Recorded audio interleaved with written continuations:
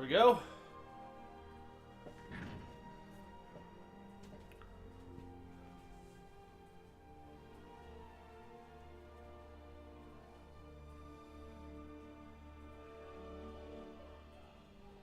All right. Hello, chat.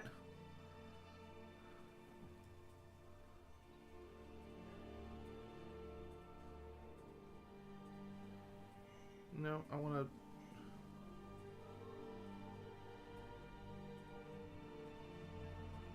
Oh, wait. I know what I'm doing.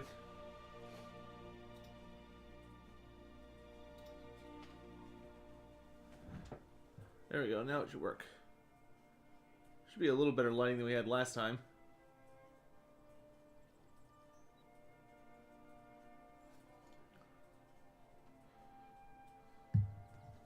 Oop.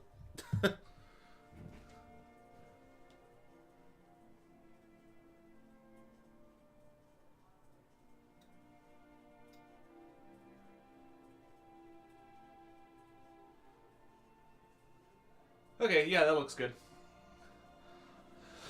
Hello, hello. How is everyone? I want to grab some water for my paint pots real quick.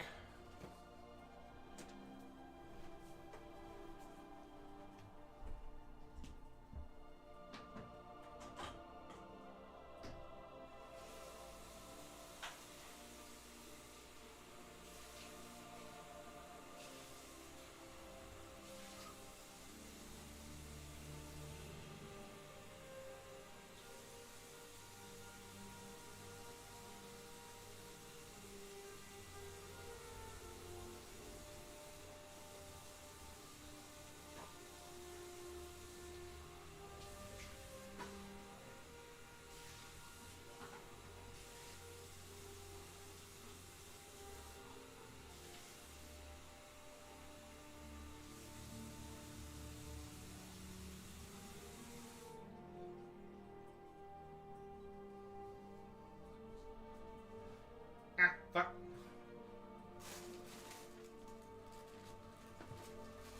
Oh, my setup is so haggard, but you know what? It's okay. Yeah, I'd really like to get this guy done today. He's pretty close to being done. Though, because I was an idiot and didn't paint his... the stone aspects of his base. Yeah, whatever. It's a little janky. Wait, what version is this on? It should be on... let's see. There we go.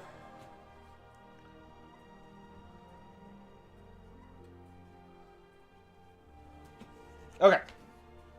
So, hopefully you're all doing well today. We are good to start. But before we start painting, I actually wanted to open something on stream. So yeah, this guy, God, he's so close to being done.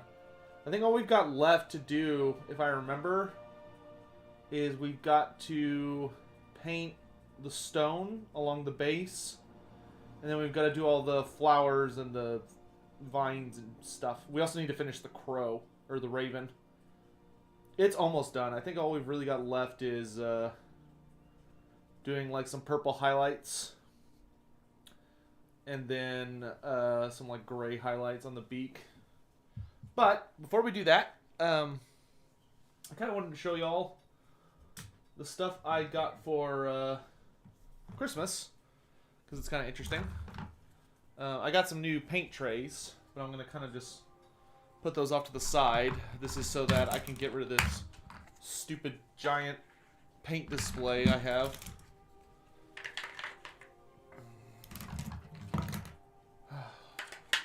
Wait, what did I just do with my phone? Oh, chat, where did I put you? I've lost you. Chat, where'd you go? The heck? Man, I am just in like full greenhorn mode right now. What the fudge? Oh, there you are, chat.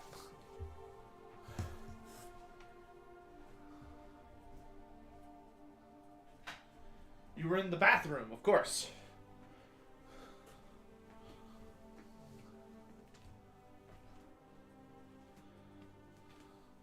Have I considered getting a wet palette? I have. I kind of want to get one soon. Oh, here's something cool I got.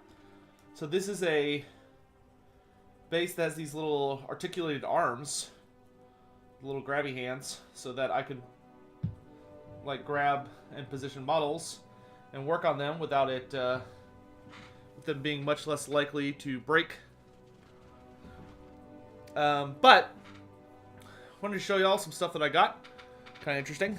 First thing we got that's good to have is I got some new brushes. So we got some new artificial brushes. Got extra small, medium, and small. I really like artificial brushes. They're probably too expensive for the value, but since somebody else bought them for me, I'm just happy to have them. And then I am finally going to be able to get well into Underworlds, and I even got the Direchasm book. So move the screen like that. There we go. So I got these new cards, which these cards are exclusive to the new book, the Direchasm book. So I got the book. I haven't read it yet, but I got it. And then I got the Direchasm set. So these are the counter set for Direchasm. I actually haven't played Direchasm yet, so I don't even know what a lot of these do. Like, there's obviously some like objectives, but I kind of have to work my way through them. But this is what I kind of wanted to open on stream. Oh yeah, also got the Direchasm coin. I actually really like these collector's coins. They've got some serious heft to them. Like, they're big old thick boys. They are not, they're solid metal. Like, they're really nice. I really want to get the Daughters of Cain coin. I need to go by my local hobby store and see if they still have it. Because that was the one for, I think, November. And I really want to get it. Also got a deck box. I need to buy more sleeves for my, this is the Beastgrave deck box, or Direchasm deck box, but the thing I wanted to open on stream to hang out is this. The Direchasm set. Which I have not opened. You bring token trinket to give to Throt. Yes, yes. Good, good. Hey, Richard. I accept your offering for Mulder Clan. Richard, thanks so much for the tip, my dude. I like you because you got that something. Ever super glue a bit of model to your hand? Yes. I have hurt myself quite a bit using, like, super glue. Opinion, what's creepier? An Warcry Unmade gang in dark drab colors or bright happy colors? NCA, I honestly think for Unmade, if you wanted to make them as creepy as possible, I think doing, like, really vivid colors would probably be, like, the scariest thing. They would stand out a lot. A lot of people do them, like, in dark colors, like purples and grays and blacks. But I think if you went, like, maybe a more, like, violent red tone, like maybe made them a little gory to really head up the body horror factor, that could be fun. Do I watch Goober Town? I have no idea what that is, so no. I've been really wanting to open this, but I wanted to open it on a stream. So we're gonna do this here at the beginning. Here we go. Direchasm.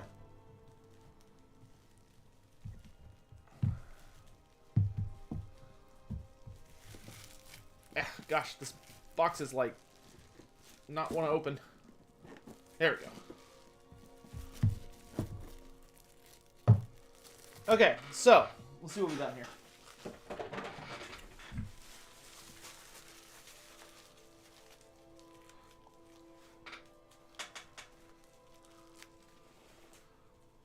Sotek was once a rodeo clown.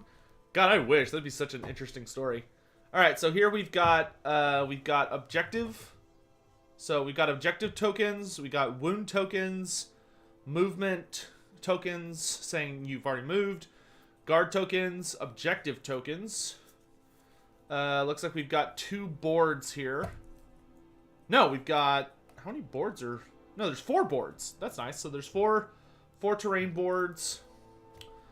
We got the rule book, which I actually need to read because they've added a ton of shit to the game. And then here are the new models. So this is the Slaneshi warband. And here's the Slongor. So you got the Slongor parts, which are freaking awesome.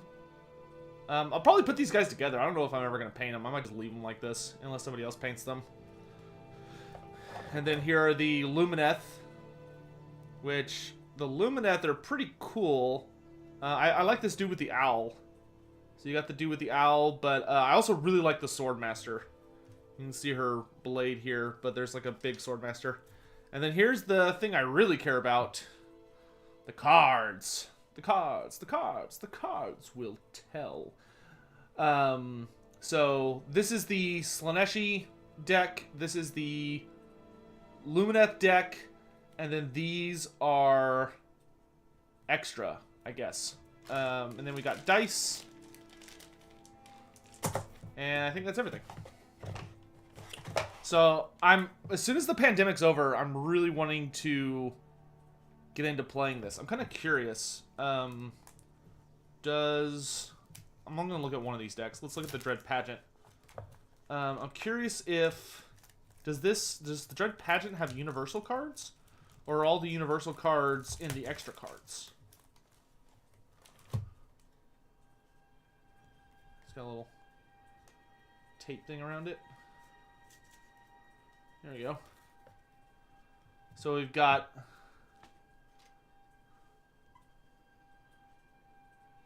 Vizlak the Gifted,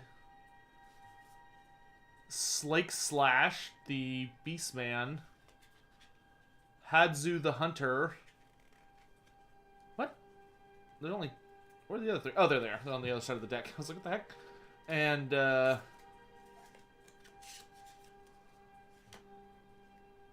Glissette. Pretty cool cards. So these are the Warband cards. And then these are the actual... Oh, wow. So, yeah. So these do have... okay, so this one's specific to this Warband. Seeing if there's any universal cards.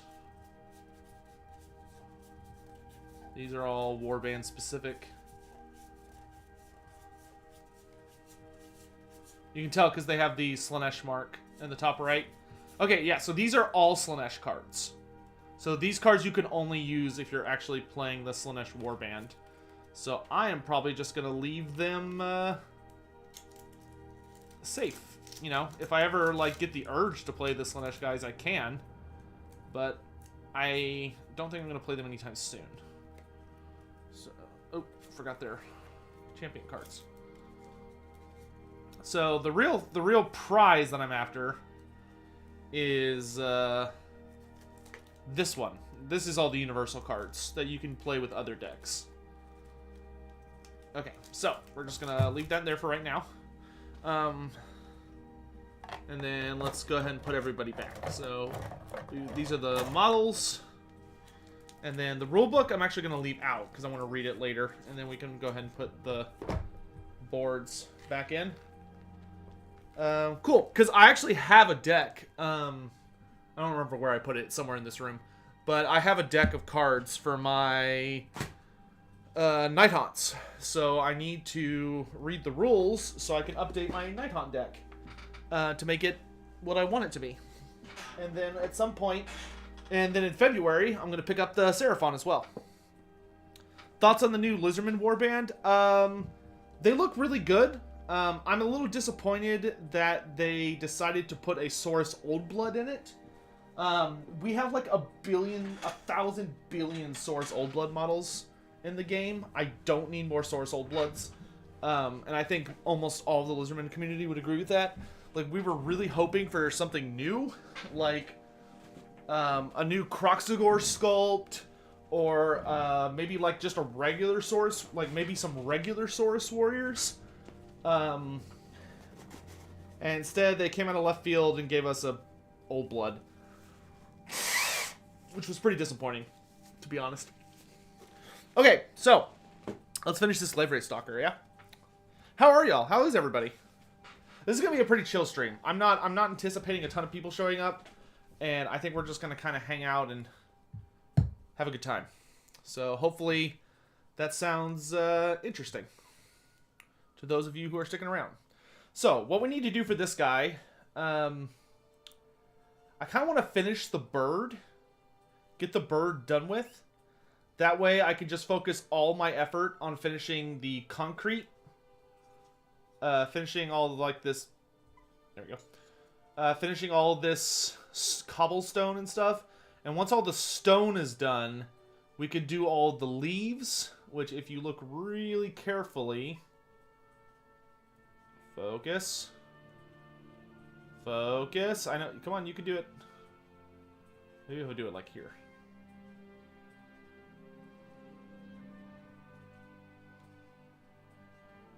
Well, whatever. You can kind of see it. Come on. Come on! Whatever. But there are like little leaves along the base that are like scattered around. Alright, so let's get into it. Hopefully there's no bones, and it's just like, I think it's just stone and leaves. I don't know what this stuff is. Oh no, there are definitely bones there. Ugh. Busy bases. I'm both happy and sad that there's no January surge at my gym.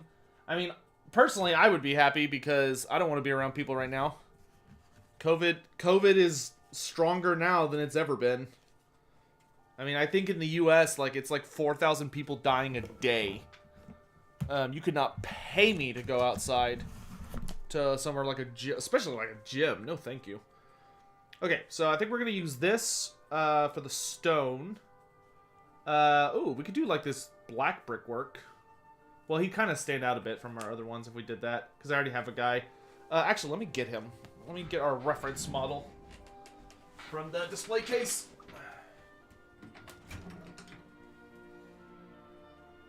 There we go. So this is our guide. This is what we're trying to recreate. So, yeah, we definitely went gray stone. Oh, those patches of... Okay, so we'll just paint those as leaves. That's fine. I'm actually really, really happy with how this guy's base turned out. So we're just going to recreate that. Alright, let's get to it.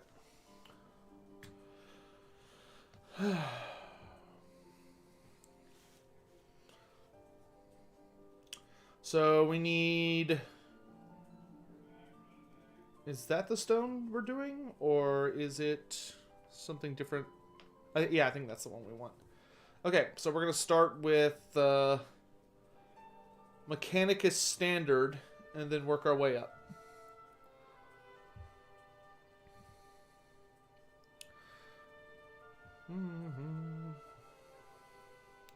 Hopefully the music is not too loud or boring. I tried to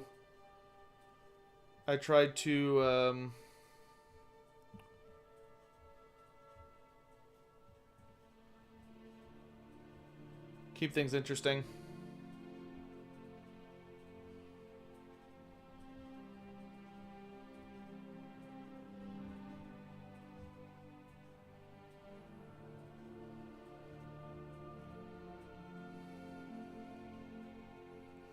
Okay.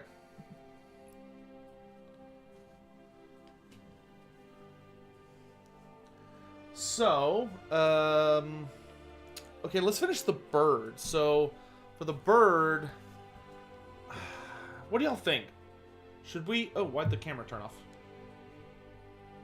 Hey, what are you doing?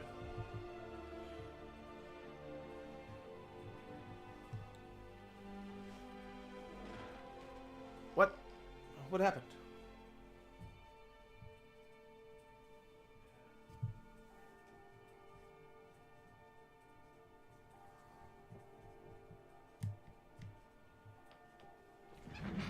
What gives?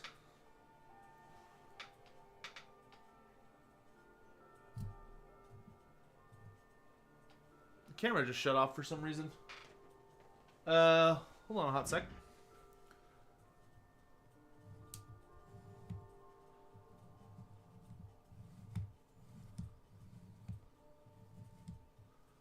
Why'd you turn off? I swear to God, this thing sometimes.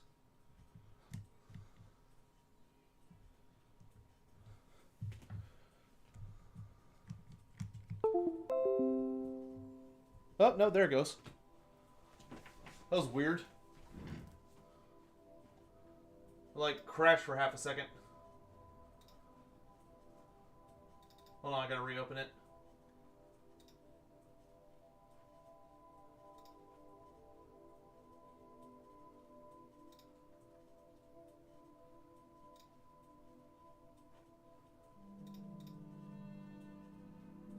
Well, no, that's not what you should be looking at.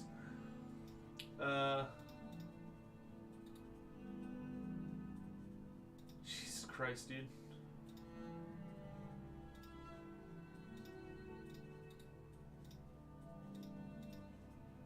There we go.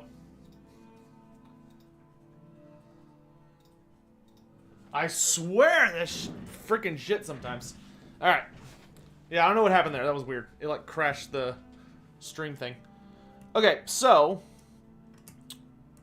trying to think what would be the best dry brush.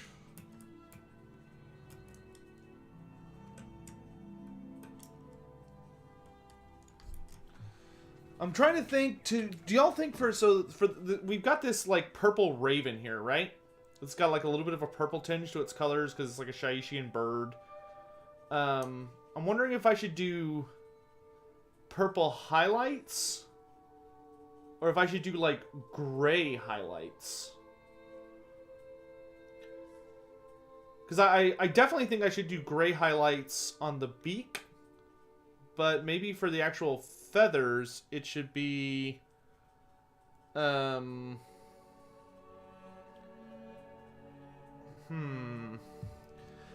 because for highlights, I could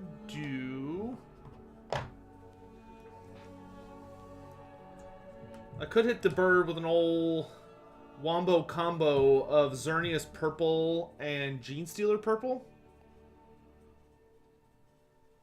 Why not purple gray? I don't have like a purple gray color. So yeah, I guess we could just do that. Just kind of like lightly go up these different purples. And then we'll worry about the beak after that. That's fine. So I think we could get away with dry brushing. I don't really want to like... Well, I could dry brush some of it. Some of it I'll probably have to do myself. I'll do it myself. Alright, let's get to work.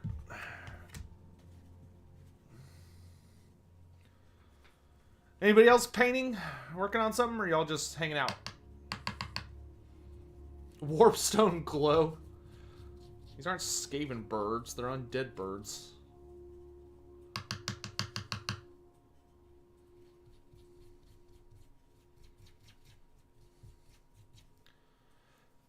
And I'm not super worried about this model, honestly. Like, at this point, I'm just trying to redevelop my painting skills.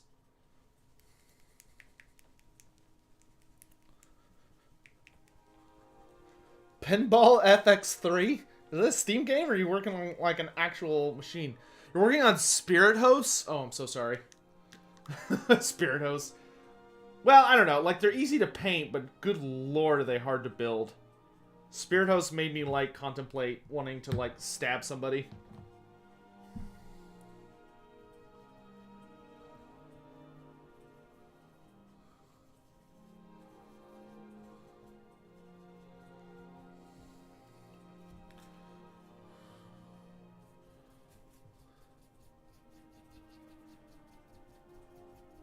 And at the end of the stream, we'll check out, we'll look at update pictures of Palooka's 10-in-1 model. How about that? Alright, so... Whoa, I got like a bunch of dog fur there. Alright.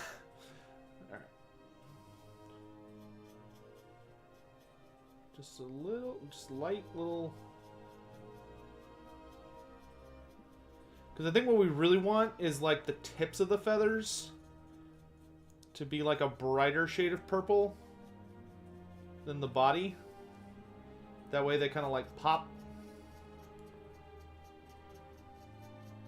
So like this part we'll kind of just dry brush, and then we'll do detail edging. We'll do edge highlighting at the end.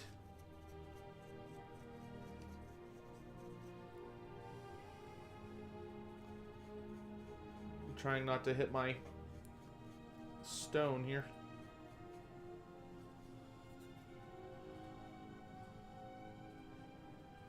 I love when I can't get to the model. There we go.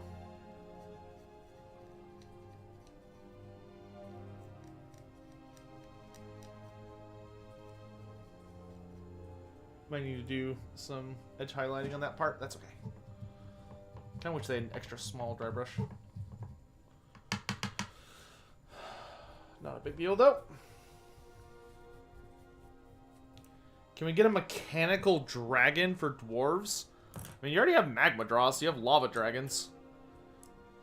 You could build yourself a mechanical dragon and just be like, this is my magma droth. So you could like play with that, I think. No, I need a smaller brush. Oh.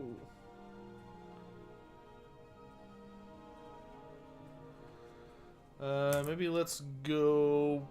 let's see. There we go. This will work. Tiny brush.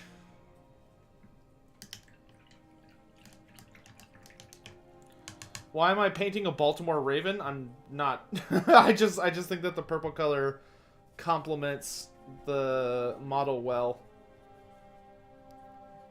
Especially because I like my flowers to be purple-ish. Not entirely purple, but fairly purple.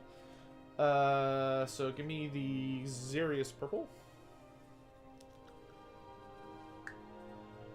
And we're just going to do a little edge highlight and love.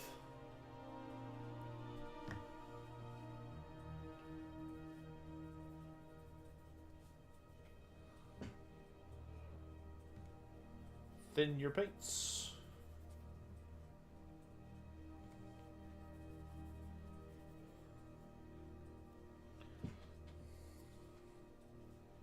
Purple gang is best gang. I mean, my family is obsessed with purple. For TCU, Texas Christian University. That's where my sister graduated from.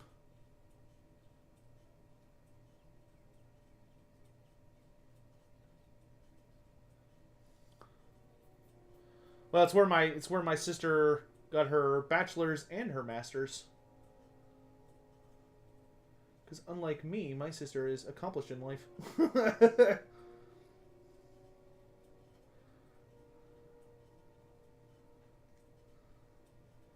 I'll have to introduce y'all to my sister someday. She's hilarious.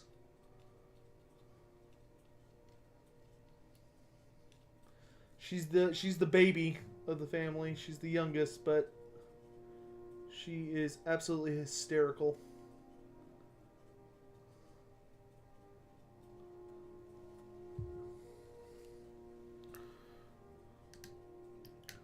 Did I kill the chicken in River Run? Probably. At some point. I mean, I did a lot of the same things people do. At some, you know, I would occasionally be like, I just feel like being a villain for a minute, and would just like murder all the guards.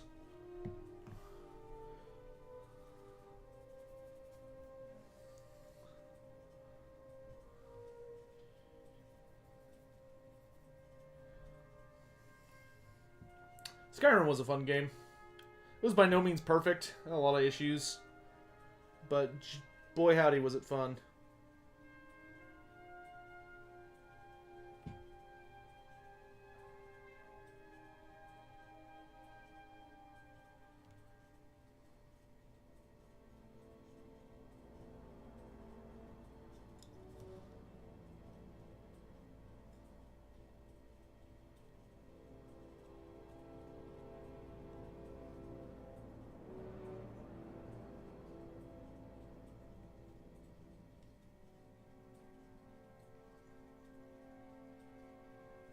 There we go. That'll work. Okay. So now, while that's drying, let's get a larger brush and slap all these stone biddlies with some Mechanicus Standard.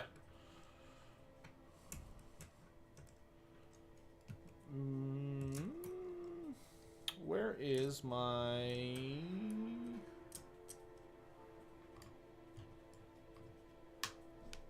There you are. Small base brush.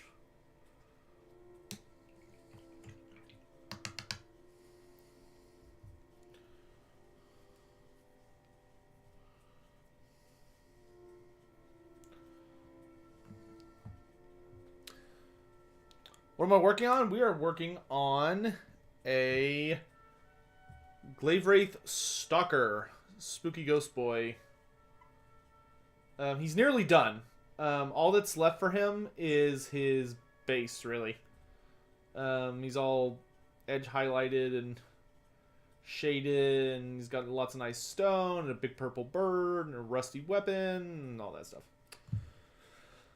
I'm going to buy a second light, I decided, but I will probably do that in February. Okay, where the hell is Mechanicus Standard? Oh my gosh, there's so many paints out here. I need to put my paints away when I finish painting every day. It'll make my life a lot easier. There we go, Mechanicus Standard.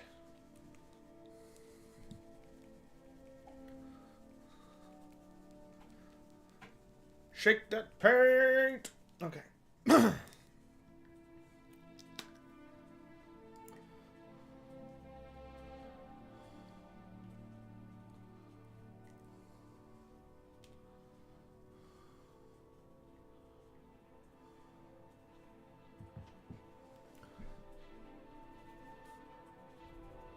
Dude, I'm so excited to start Horizon Zero Dawn tomorrow.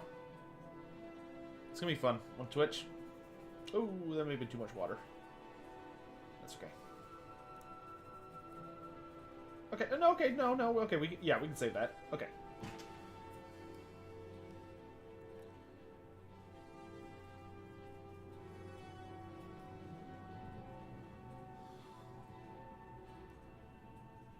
Anything y'all are excited for this year, in particular? Besides, like, the announcement of Warhammer 3 or whatever?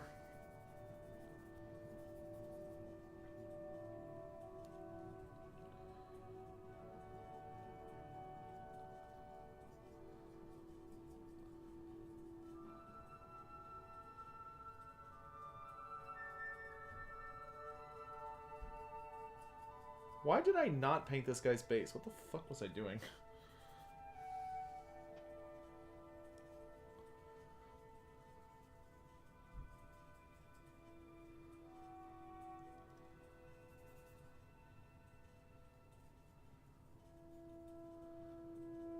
Sounds like my brother is leaving. Or maybe getting something from his car, but I think he's... My brother, older brother. So, for anyone curious, I have two siblings. I have a younger sister and an older brother. I'm the middle child. But, my older brother came home to live with us for a while, due to reasons. So he's been here a few weeks. Or no, like 2 months maybe. Which has been kind of interesting. Having 5 people back in the house again. It's like being back in high school, except for everybody leaves each other alone. Generally, I don't see my family, except at, like, dinner. Because my family is pretty good about everyone just sort of does their own thing and doesn't mess with each other. Unless, like, there's actively a reason to. I'm very blessed in that my family, we all kind of respect each other's space.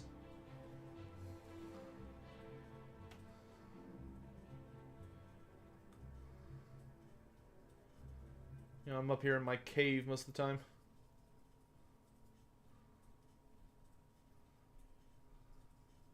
Okay, I don't need to worry about painting the leaves, because we're going to catch that later. We're just trying to get all the stone.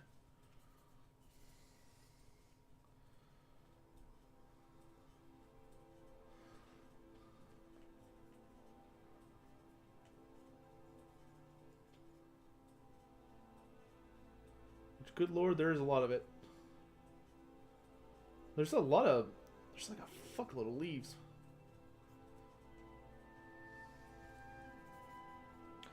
Most of the glaive wraiths are like, oh look, there's a little bit of leaves on the ground. This guy's like, I got all the goddamn leaves. Just all of them. Just drop them on me. Let me bask in a shower of dead plant matter.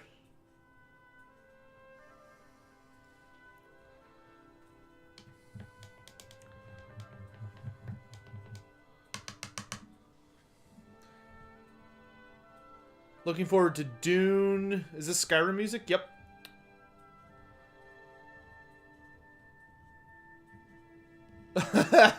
Alexandria? Yeah, coming back to the hobby after a long time is always weird, because you just come back and you're like, why'd they change all these things that were perfectly fine? Man, screw lids. I forgot about that. That was a long time ago, dude. They have not been doing screw lids for at least a decade. Probably longer.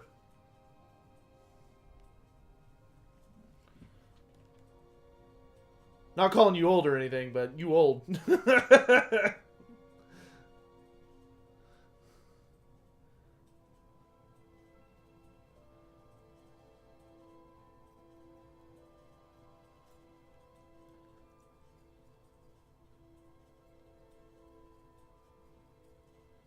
Get in that crack. There we go.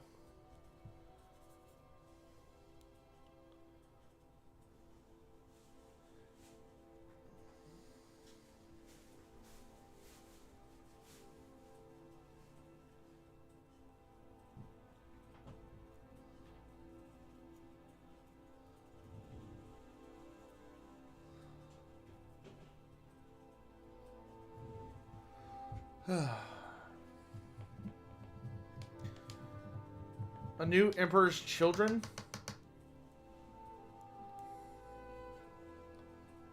Yeah, dude, if there's one thing that I've kind of been laughing about, has been the 40k community. The 40k community, if there's one thing they seem to all agree on, it's that they look over at AOS and they're like, oh, those Chaos Mortars are kind of cool. Can we have those? Like, AOS just seems to have way better chaos, a much, much, much better chaos range than 40k does. It's like, you know, like, AOS now has a range for every single Dark God, whereas 40k really only has, like, a good Death Guard range. And even then, I think the Putrid Blight Kings are much cooler looking than the, and much more nurgly than the, Plague Marines. Like, the Plague Marines are cool and all, but I don't think they're mutated enough. Like, they don't have, like, the Putrid Blight Kings have, like, their guts spilling out, and they're, like, super fat and have, like, demons reaching out of their stomachs. And, like, they're just, like, hideous creatures. You know, basking in Nurgle's glory. And the Plague Marines are kind of like fat Space Marines. You know what I mean?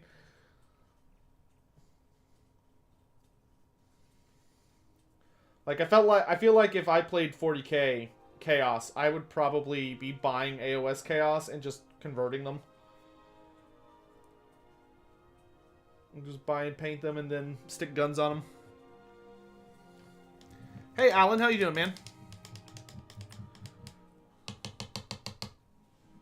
Yeah, I heard about the new AOS thing. Granted, it doesn't mean anything to me because I don't know anybody that plays it. I don't know a single person that plays Soulbound, which is dumb because I want to play Soulbound, but I don't want to GM it. I just want to play it. I don't think I would enjoy GMing it.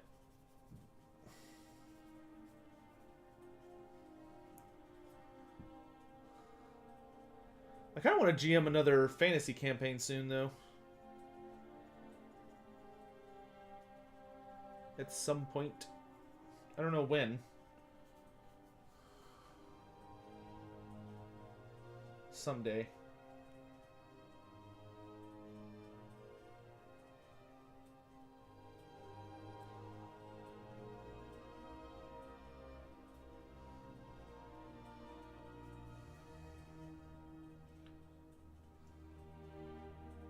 So I'll tell y'all what, some just random notes for the sake of conversation while I'm sitting here. I've actually been reading a lot of AOS books lately, like army books and some of the like little lore books and stuff, just to get caught up more with the setting. So some reviews. For anyone that's looking to get into AOS lore, I would actually say that the short story compilations, so like Myths and Revenants, Oaths and Conquests, Legends of the Age of Sigmar, those Sacrosanct and Other Stories, those books are so goddamn good, dude. Like, they're just really nice bite-sized chunks of AOS lore that give you like the idea of a faction, but like they're just a lot of fun because like you just don't know what's gonna happen, right? Because they're such short stories that like everybody could die, everybody could live. Like, it could be, like, genuinely shocking because, you know, it's like, oh, it's a one-off, so that, you know, anything can happen. And once it's done, it's done. And I so greatly enjoyed it. Those books are a ton of fun. Could not recommend them enough to anybody. And then I read Gloomspite, which Gloomspite is a book about the Gloomspite Gits. That book, I liked it, but I had some issues with it. Because the book is told from the perspective of the Gloomspites being the bad guys, the villains. Which left it with some pretty serious narrative. I don't know, I feel like the book advertises itself as like, oh, you get to learn about the Gloomspites, and it's more of just like a hardcore body horror novel. Like, it's a horror novel. It's very, very, like, there are plenty of moments I was reading it and you're just like, oh my god. But it's a horror novel that focuses on what it's like to basically, like, live through an attack by the Night Haunts into wherever you live. Which it's very, very, like, I think they did an excellent job on the spook factor. I think the body horror and, like, the insects and the bad moon and the insanity and the torture, like, all that stuff is super well done. It is a very, very dark book. But, you don't actually get that much Gloomspite goblins in it. It's more just about the bad moon. Which I was a little disappointed. I was hoping it was going to be like Lady of Sorrows. Lady of Sorrows by C.L. Werner is like probably one of my favorite books ever from the Black Library. Granted, I'm a little biased because it is about Lady Ollander, who's my favorite character, but like it is such a good book. There's so many cool twists and turns. Like, I absolutely loved it. It was just a ton of fun. And it does such a good job to demonstrate why Lady Ollander is, like, so terrifying, you know? Like, the Gloomspite book makes you scared of the Bad Moon. But, like, Scragrot, I didn't think Scragrot was that super scary. Like, Scragrot in that book, to me, comes off as, like, a more powerful Skarsnik. But, like, he seems exactly like Skarsnik. He's just stronger. Which isn't a bad thing, but I was kind of hoping he'd be a little more crazy. But, like, I guess that's the whole thing about, like, oh, he's scary because he's sane. But it's like, oh, this is just Skarsnik who has magic. Which, granted, that's, you know, that's spooky. And if you've never heard of Skarsnik because, like, you didn't get to enjoy Warhammer Fantasy, then, like, he's a really good introduction into what Skarsnik was like. But...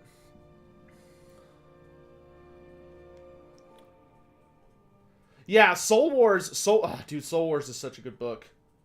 Soul Wars got to me a bit. Like, especially I don't want to spoil anything, but the last chapter, when you finally get, like, the big showdown, like, that got me, as a fan of Warhammer Fantasy. Because it has, like, that really nice moment for fans of fantasy. And you're just like, holy shit, like, they made this book to talk to me. I still think the Gotrek books are, like, Ghoul Slayer, which is the only Gotrek book out right now, outside the audio dramas, but you can get the audio dramas in book form if you want. I think they're better as audio dramas, because you get the glory and majesty of Brian Blessed. But the audio drama, or the Gotrek books are, like, a ton of fun, while also being really somber. Because, like, I feel like I think it's Darius Hinks who's behind the Gotrek books. Correct me if that's wrong. But, I know he's, like, I think he's one of the names behind the Gotrek books. It really feels like the authors who are writing Gotrek's books understand the pain of the fantasy fans. Like, they're like you, when you're reading it, you're like, holy shit, they get it. Like, they understand that I was in love with this universe and that I'm really upset that it's gone. Like, they get it because Gotrek gets it.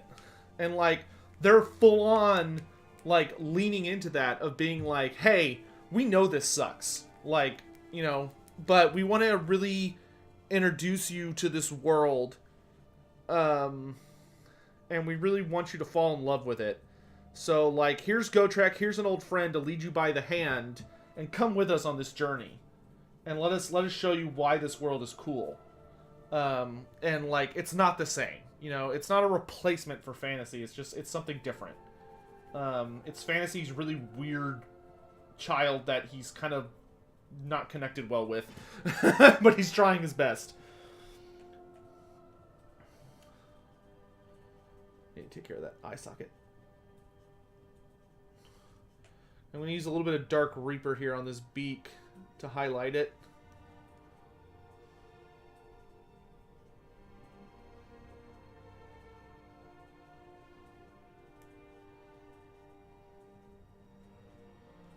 Also around the eye sockets. Just to bring a little bit of color so it's not just like a black void of a face. We're also going to use some Dark Reaper on the bird's feetsies.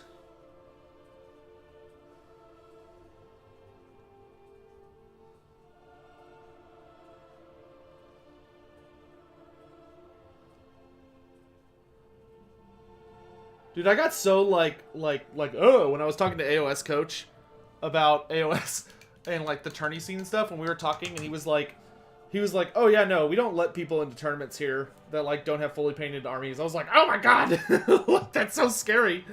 Like, I understand why, because you want to like take pictures and have nice pictures of the events and stuff. That felt so harsh to me.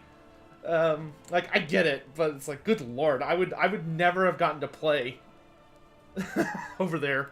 Because I hate painting so much. Well, I don't hate it, but I have to be in the right mood for it, you know?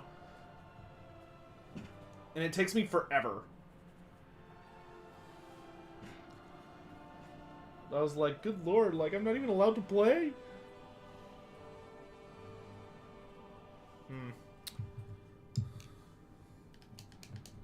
Do I think Felix will return? Yes, at some point.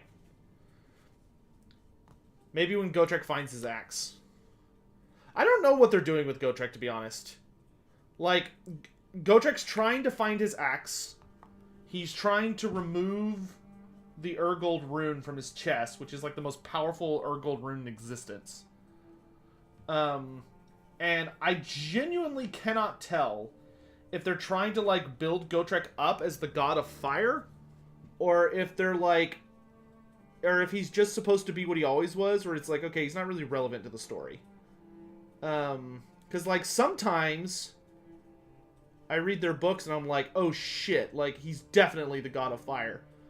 And then other times it's like, oh no, okay, he's just like a wanderer. Will Cetra return in Warhammer the Old World? Not in AOS. They have Catacross is basically Cetra. Like, there are some differences between them. The main thing being that Catacross actually plays ball with Nagash. But, Cetra himself is not going to return, no. Okay, so next thing we're going to do is... I guess we should go ahead and do the leaves. We should do things in layers. That would be the smart thing, wouldn't it? So, oops. To paint grass, what we do, or leaves and vines, our combo is... Let me get all my paints out here. No, that's not the right one. Nope. Oh god, what is it? No. Well, shit. Trying to remember what the color combo is. Hold on, I think I've got a... Losing Cetro was one of the biggest blows to the undead. He'll be back, though. I mean, I'm not... I know I'm personally I'm not that worried about it. Where is... Do they have the... Hold on, I gotta look up a... Hold on, let me wheel over to my PC. I gotta look up a how to paint video real quick.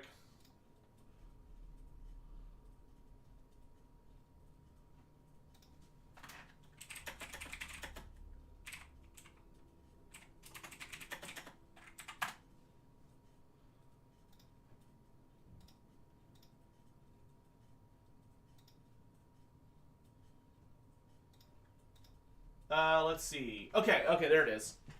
Death World Forest. That's the paint I'm looking for. Where is my Death World? Where did I put that tricky little Death World of mine? Sounds like a Night Haunt thing, doesn't it? Ogren Camo. That's not it. Elysian Green. That's not it. Where art thou? Oh, there it is. Death World. Aha! Death World. So what I use for leaves and vines and stuff like that is I do Death World Forest highlighted by Athonian Camo Shade, and then I edge highlight with I think it's Elysian Green. No?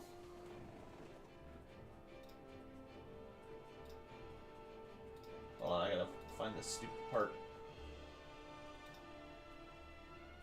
See, it's Death World Forest. Oh, that doesn't seem right. Ah, there it is. Okay, it's Death World Forest, Camo Shade, and then Ogren Cameo.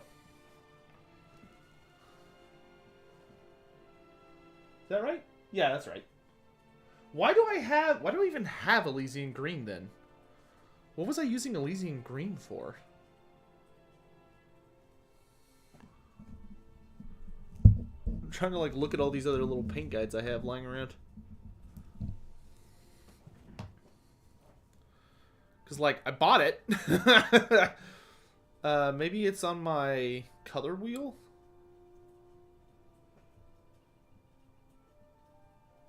Paint by color.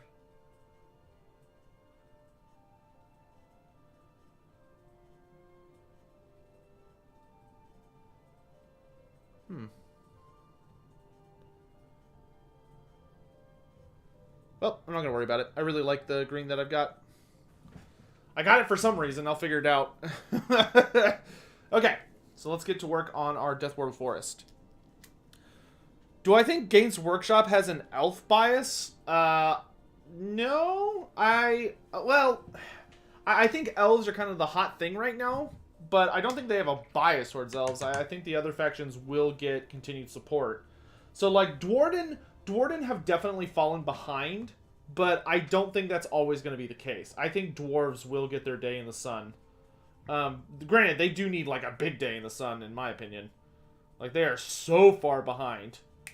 It's like the Caradron... Oh, gosh. Whew, that could have been bad. The Caradron have the, like... The Caradron and the Fire Slayers have, like, one of the smallest ranges um, compared to their, like, when you read their lore and stuff, it's like, how the hell are these guys fielding armies when they have like 5 different unit types? Um, so hopefully, like, they'll get some good, passionate loving sometime in the near future. But I mean, they're really good. They just don't have a lot of. They just don't have a lot of like model. Their model range is just small. It's weird. Like from a rules perspective, the Dwarden are like absolutely amazing. Like Fire Slayers and Caradron, and even Dispossessed are like some of the most competitive models in the entire game. If you play the tourney scene, you're gonna see a shitload of Dwarden, but they haven't really gotten like their big moment in like the stories and stuff, have they?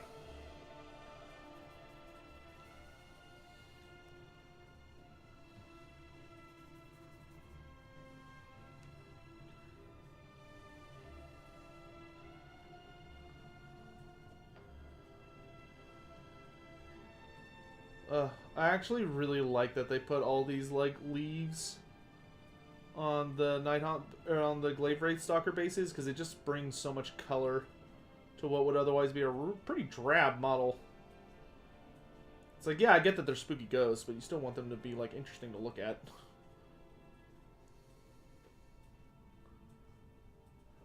I need to like buy some base components. I really want to buy. I wonder if Games Workshop sells like a graveyard set. Because I really want a bunch of, like, tombstones and stuff.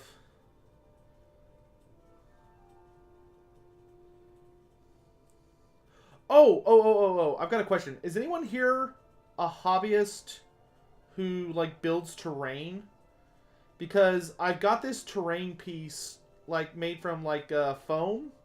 Not styrofoam, but, like, that like, pink foam that a lot of people build terrain out of, especially back in the day. I think people still build out of it. But I've got this, like, big terrain piece, but a couple pieces broke off. And I need to repair it, but I'm not sure what kind of glue to use. Because I don't want to damage it. Because I know some materials, like some forms of, like, paint and glue can make it, like, melt.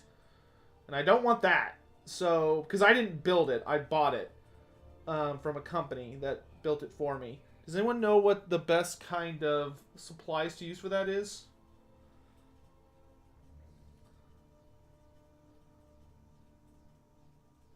Like, will just regular super glue work? Because it's a display board for, like, an army.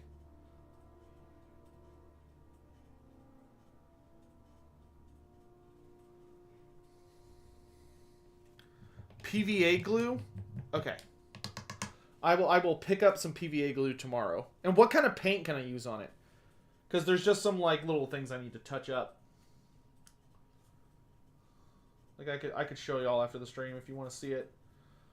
Or not after the stream, but, like, at the end of the stream.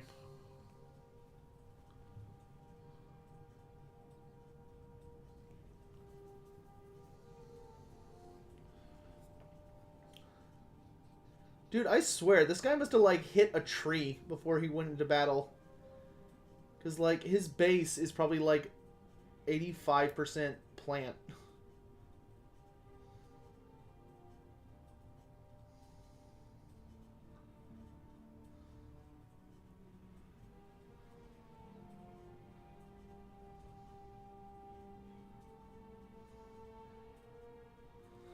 This is gonna be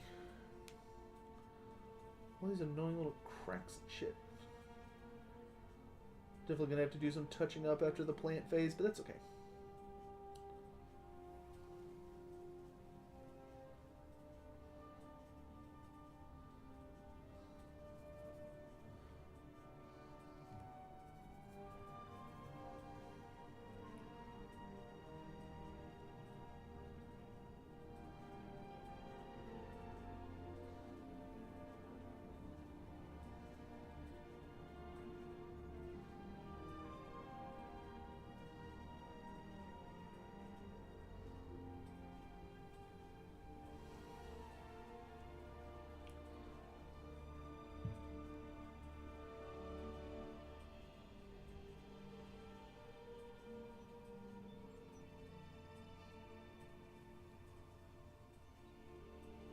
retrospect, I should have done this part first because it takes up way more of the base.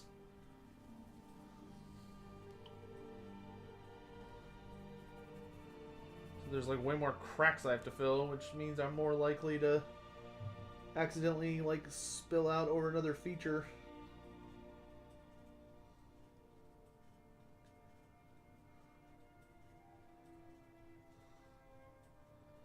It's like, oh, I'll paint the stone first, and then there's like leaves between the stones, so it's like, oh, well, I guess I'm just gonna paint all over the damn stones like an idiot.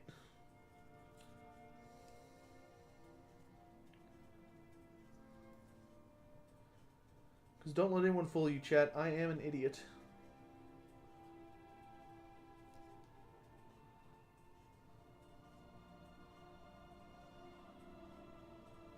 But I know I'm an idiot, so, you know, I do my best to improve.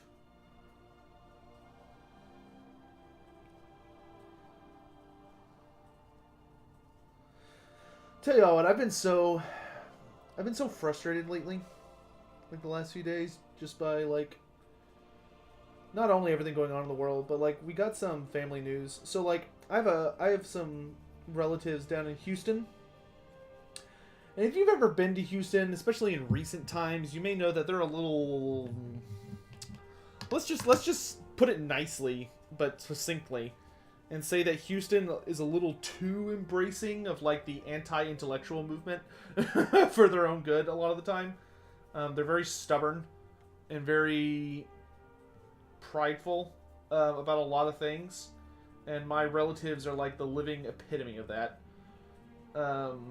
And I found out that they literally, so like, first of all, you know, they're like super hardcore stereotypical Americans. They're, for the most part, like their kids are all right, but the mom and dad, who are my cousins, well, the mom is my first cousin. Their dad is not. no Alabama here. But they you know, they're pretty overweight.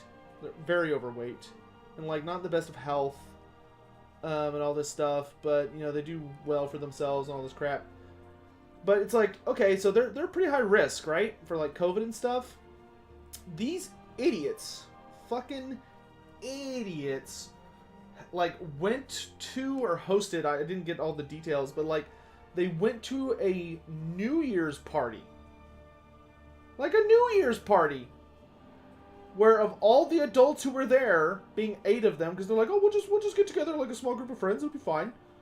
And of course, they didn't like wear masks or anything. So of the 8 adults who were there, 7 of them got COVID. Which is just like, come on, you're not even trying.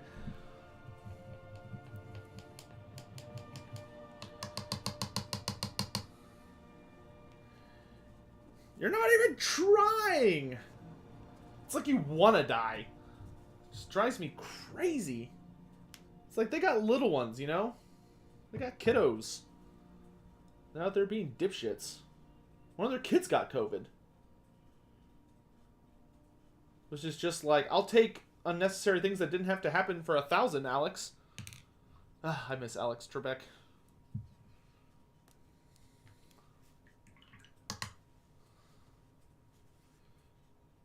Good lord, this brush probably needs to go.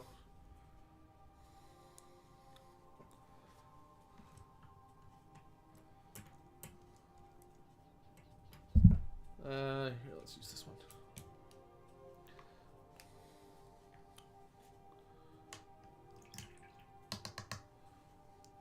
Like, it's like if you're hanging out with people outside of your household, just wear a mask. That's all you gotta do. Like, try and stay 6 feet apart. But, like, wearing a mask and, like, just don't touch your face until you wash your hands really, really good. That's all you gotta do. It's not that hard. Can I make a video about who will appear in the old world? Yep. I've already finished the script. It will be coming out very soon.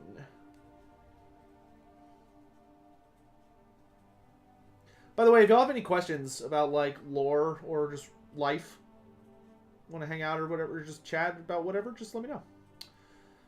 I mean, I'm just going to ramble, unless someone brings up, like, a subject. But feel free to interrupt me. But yeah, so that's been Like, the last few days, I don't know, I kind of got, like, overwhelmed by the sheer stupidity going around at the moment. People are so determined to be comfortable and, like, not change their lives for any reason that they would legit rather risk dying than be like, oh, maybe I should just be kind of uncomfortable for 30 minutes.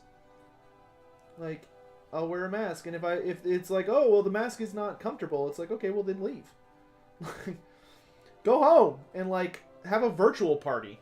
Like, oh, hey, we're gonna have a New Year's party. Let's all get on a Skype call together, or a Zoom call, or whatever the fuck people are using, Discord, and be like, hey, let's just kind of hang out and chat, and we can just kind of get comfortable and talk, and it won't be the same, but at least we'll be safe. They're just like, oh no, I don't want to do that.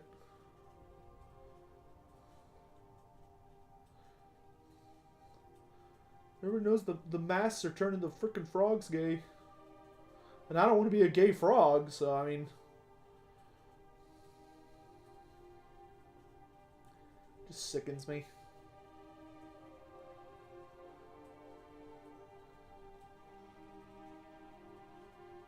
I knew it was going to happen too. My grandmother died this summer. You know, none of us had really been able to see her for like 3 or 4 months because of COVID. And she finally passed away. It wasn't like unexpected, but it was still sad. And, you know, we went to her funeral. And my family was like super meticulous about like, okay, everybody has to wear a mask, everybody has to be careful, you're not allowed to take your mask off, everybody stay far apart. Like, we're going to do this funeral super clean, and like, I will give full marks to the funeral home because they absolutely killed it. Like, they did such a good job of making it like a really nice event, despite the fact that like you know, nobody was allowed to be like touching or anything like that. Like, they were on their A game to make sure that it was taken care of.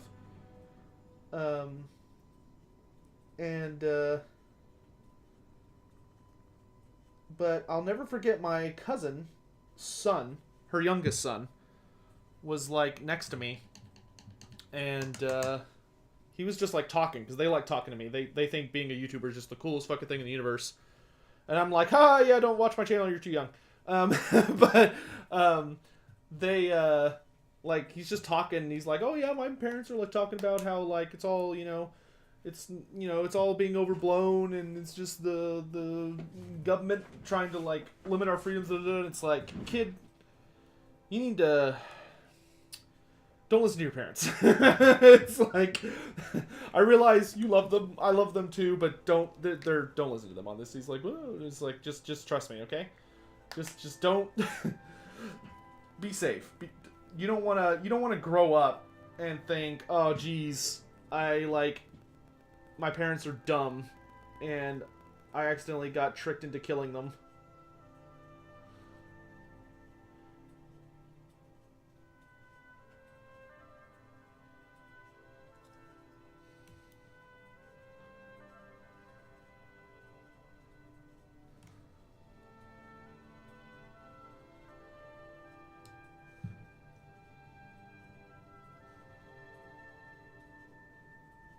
Okay. Anyway, enough of that.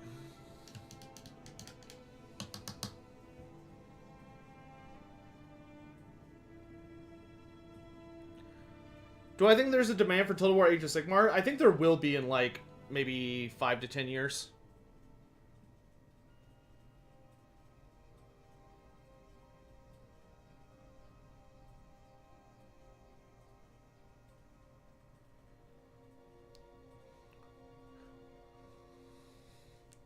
Will Vampire Coast make an AOS appearance?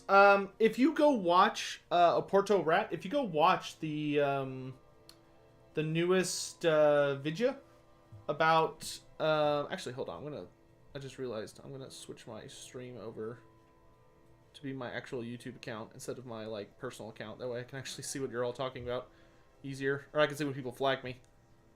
But I definitely think I saw a zombie pirate in the new, like, the little showcase they did. Like, I think we're absolutely 100% getting zombie pirates, and I'm really excited. Am I interested in the Elder Scrolls lore? Very lightly. Usually just when I'm playing it. Like, sometimes if I'm bored, I'll look up, like, other fantasy or sci-fi universes and read about their lore. And the Elder Scrolls kind of falls into that. The Elder Scrolls lore is really wild, which is kind of a shame because the games don't really take advantage, it feels like, of, like, the just colossal amount of lore that's been written for them. Which is a shame. I really hope they kind of undergo some serious changes before the next Elder Scrolls game. Because, I mean, I'm already not a huge Fallout person, I'll admit, but I was not impressed by Fallout 76. It seems to be in a better place now. Like, clearly they have some devs that are really passionate about trying to make it work. And I like some streamers who I really trust their judgment on whether or not a game is, like, fun. Not necessarily, like, bug-free, because they're like, you know, bug's a bug, whatever. Because, you know, I feel the same. Like, if a game's buggy, that doesn't necessarily, like, I don't really care as long as the bugs aren't game-breaking. For some games, bugs can be part of the charm. But Fallout 76 is just, like, fucking wild.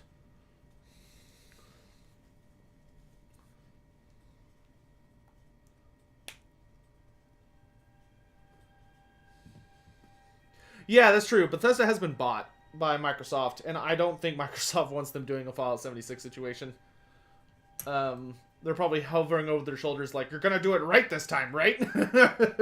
You're gonna make money, right? People aren't gonna ask for returns, right? Oh, man. To be in that room, right? Okay, so let's start hitting up all of our plant matter here with some Athonian Camo Shade. Hey, tell us, thanks for the tip, my dude. Do Tyranny Techless remember the world that was? So, all of the characters who were around in the world that was remember it. Alariel remembers... Alariel actually, debatably, remembers it better than almost anybody. You bring token trinket to give to Throt. Yes, yes. Good, good. I accept your offering for Molder Clan. Because one of the... Desolated Maggot, this is a YouTube exclusive stream. Not because of, like, an actual reason for YouTube being exclusive, but because... my laptop isn't working right now because I have to buy a new charger for it. So I'm facing away from my PC. My PC is behind me, and then I'm facing this way, right? So I can't see my screen. So, like, I'm reading chat on my phone, but I can only have one chat open. I can't have Twitch and YouTube open at the same time. And Twitch is already getting exclusive streams in the mornings, so I figured it'd be fair to, like, you know, do the night streams on YouTube. What was I talking about? Oh, yeah. Yeah, Alariel actually remembers a lot about the Warhammer world, because that was actually one of the major... So, in AOS, when Alariel was first, like, woken up by Sigmar, and she started running around spreading life everywhere, one of the major things that happened with her was that she got really depressed, which is also why... Nurgle was able to really start to mess with her a lot and was beating her back until she reawakened in her war aspect in AOS during first edition, during the Realmgate War Saga.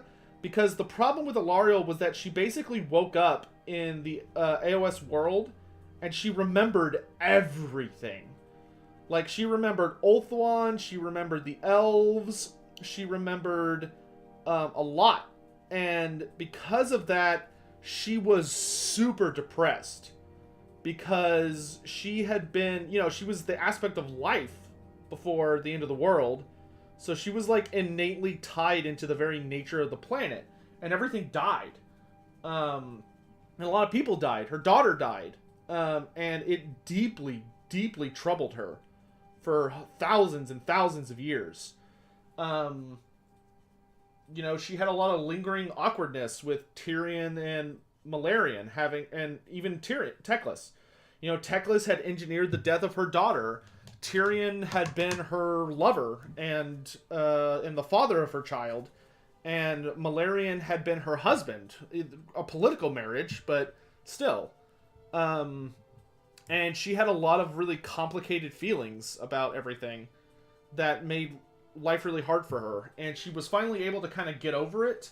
Not get over it, but she was able to manage her feelings. And harness a lot of those lingering thoughts to give her strength in dark times instead of giving into despair. And that's the Alariel we have right now. Is that she still thinks about the old world a lot. Like, if you read any short stories that include Alariel, that's almost constantly what she's talking about. Is the world that was. We don't really know a lot about Tyrion right now, as far as, like, how he feels about a lot of things. Unless they covered it in the Lumineth book, which they may well have. I haven't read it yet. You don't realize how many goddamn army books there are for AOS until you start trying to collect them all, and then you're like, holy shit, there's so many army books! Like, I have most of the books now, but I'm still missing a couple. I'm still missing, like, Auric War Clans, still missing all of the god-specific books, so, like, Heathen Knights of Slaanesh, Disciples of Tzeentch, Blades of Khorne. I'm still missing all the Dwarden books. Like, there's so many books, dude. And yet, despite that, I still have, like, 15 or 16 books. But, like, Sigmar remembers the world that was. That's all he thinks about. Like, Sigmar literally put his throne right underneath the world that was, and he harvests the core of it to power his armies, but it's, like, constantly there as a reminder of his failures. Nagash has, like, the weirdest memory. Like, Nagash clearly remembers the world that was, but depending on the author writing him, he remembers different aspects of it. Like, sometimes he remembers everything in super vivid detail. Other times, he only remembers, like, little flashes. It depends on who the author is. But Nagash has the most, like, interaction with the world that was, except for maybe Sigmar. What happened to the Oak of Ages? The Oak of Ages burned during AOS, or during the end times, because Khorne's blood hunt invaded Athel Loren and presumably destroyed it. And when the old world was destroyed, it shattered into, like, a bunch of fragments, but the largest fragment went hurtling through the cosmos until it was basically drawn in, like, from gravity by the realm of life, and it crash landed in the realm of life, where it remains to this day.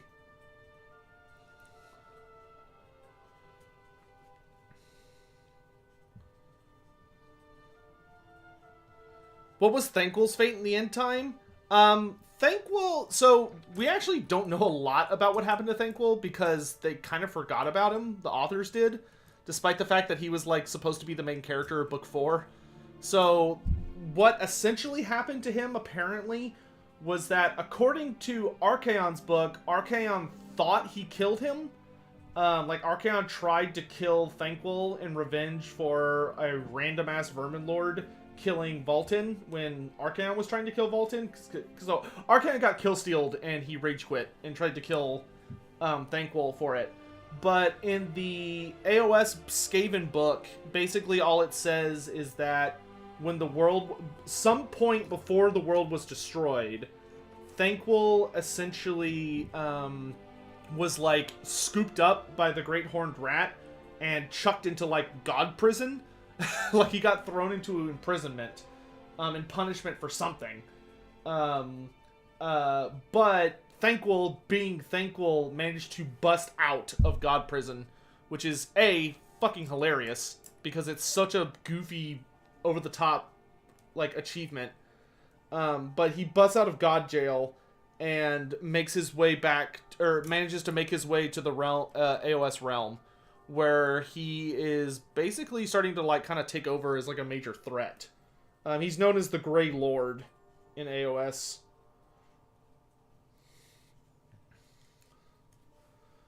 Okay, so that's drying. What can I do while that's drying? The bird is done. I could. I don't want to do that to the very end. I don't want to do like little correction bits into the very end. I guess I could just. Oh, we can get those bones. Yeah, there's bones there I want to paint. Which for bone. Let's try this version. See how it comes out. So I need Rakarth flesh. What's my favorite model that I've painted? My Black Coach. My Black Coach is my favorite model that I have painted. I have pictures of it up on my Instagram. Which I actually have an Instagram. I haven't used it in forever. I need to start using it more for like painting related stuff.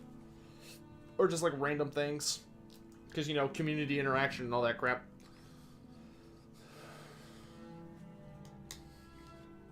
Interacting with my community. Ugh, gross. Yes? I'm headed back to the house. I'll be back Saturday, but I'll see you around there. Okay, be safe. Later.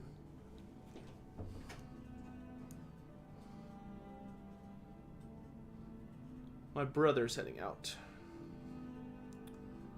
Love my brother. I don't see eye to eye with him on a lot of things, but I do love him very dearly.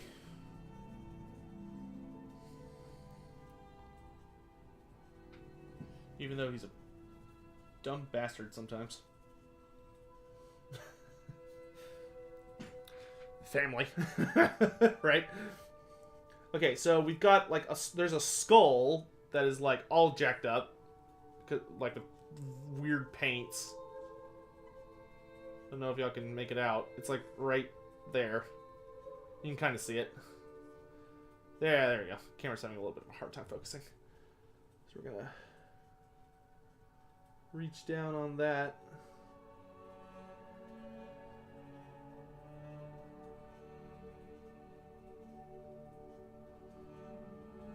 Hope this stream is entertaining. Well, maybe not entertaining is the right word. I hope this is interesting or relaxing. Maybe some of y'all are like going to sleep, taking a nap.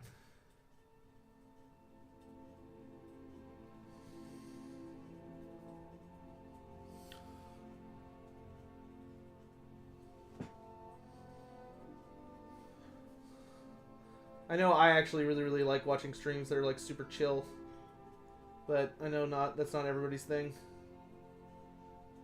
And that's okay.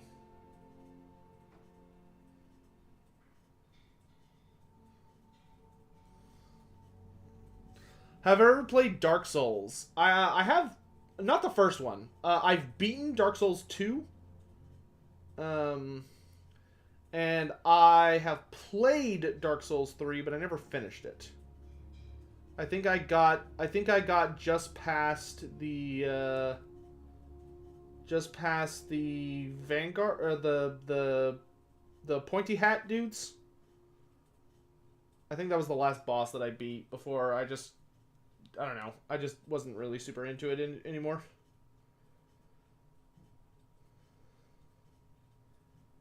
I think it's because I didn't have anyone to play with. Like, I wasn't really digging it as a solo experience. Because I had a super good time with 2, because I played through it with a friend. Like, me and him literally, like, played through the entire game together. Except for the very end. I think he got, like, distracted or bored at the very, very end. But by that point, I was already so invested in the game, I was like, alright, fine, I'll beat it myself. And all I had left was, like, the king, like, the royal guard boss, and then Naya, or whatever her name is. The queen. What's the real-life equivalent to warpstone? Probably uranium.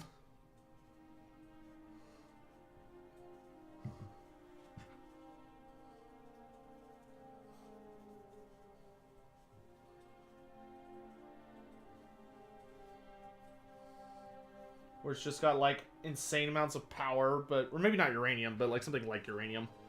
some kind of material that's super radioactive but has like a shitload of power if you know how to use it and refine it. Warpstone's a little easier to use, but it's also like infinitely more dangerous. And its effects are a little bit more immediate. You know, because you mutate instead of just getting radiation sickness.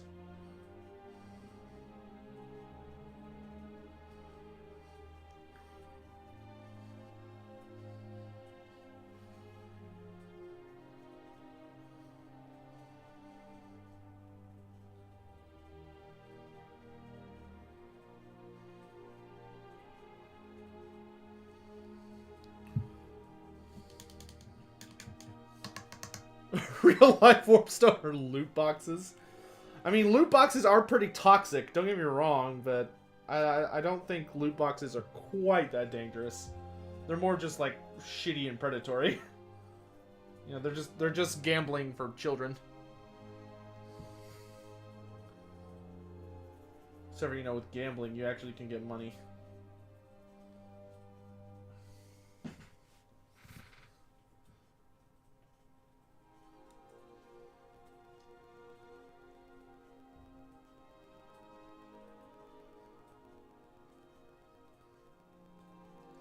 Gotta be careful to make sure I don't enter that phase of painting where, like, I'm trying to paint something and then I make a mistake and I'm like, oops, okay, I gotta fix it. And then I, like, try and fix it and then I make another mistake and I'm like, oops, gotta fix that. And then it's just, like, a never-ending cycle of, like, hell. It's the greatest trap.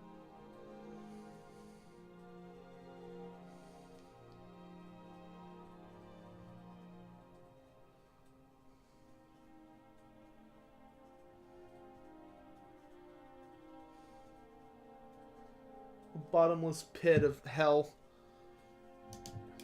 You're enjoying the stream? Good. I'm really happy to hear that. Grinding for reds on Vermintide is real life Warpstone? Well, I mean, if you're playing on a high enough difficulty, grinding for reds is not that bad, in my opinion. Like, if you have a good group, if you're just grinding for reds on, like, champion with pugs and you're, like, struggling, then yeah, I agree, it's pretty horrible. If you have a good group and you're running, like, Legend or Cataclysm, though, it's not that bad.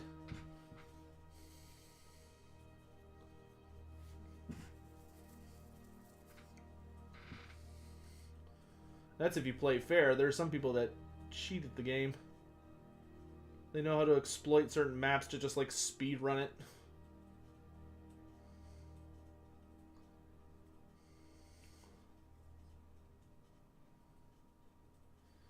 Okay. So those bones look all much better. Cool.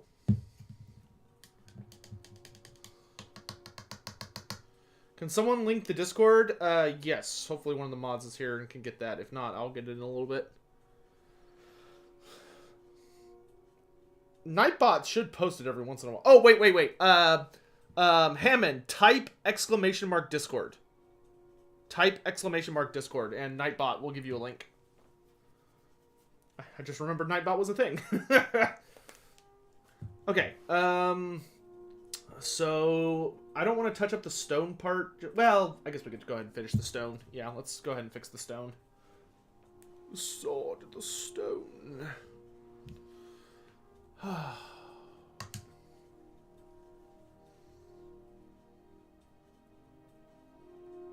So I need my Mechanicus back, and I need to be very careful.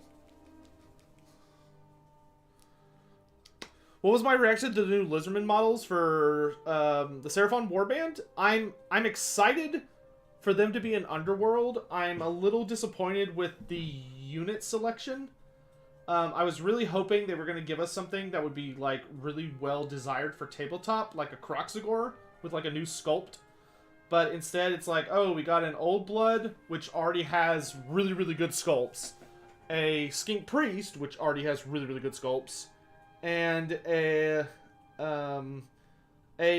single Chameleon Skink, which is amazing, but you only get one. And I need, like, 10 to make that worth it, which that's just too expensive. Like, I love the sculpts. They look great. but I am disappointed that it doesn't seem like they're going to be super useful outside of the actual. Like, I'm not going to mass buy them. I'm going to buy one and then I'm done. You know, maybe if I'm lucky, I could find, like, I'll know somebody who also really gets into Underworlds and buys the Seraphon Warband just for the, like, the cards. And if I meet someone like that, I could be like, oh, hey, like, I'll buy the Chameleon skin, get a maybe I can get, like, the Chameleon skin, get a discount. But, yeah. Those are my thoughts.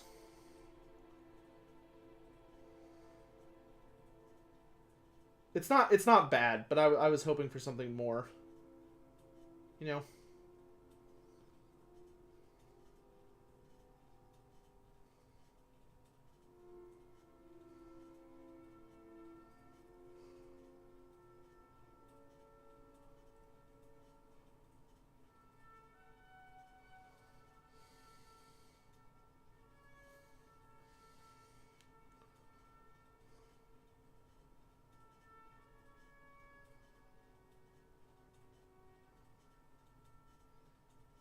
Actually pretty happy with how this guy's turning out. Like, it's not going to be perfect by any means of the imagination, but this guy's also like a really basic bitch troop. So I'm not going to sweat all the little things. I think the biggest secret to painting your own army, especially when you're not like a pro painter, is just to get it good enough. You know, it doesn't need to be a masterpiece. You gotta remember, people are usually going to be looking, like 99% of the time, going to be looking at these guys from a table height, and they're going to be in a unit, so a lot of the mistakes aren't even visible.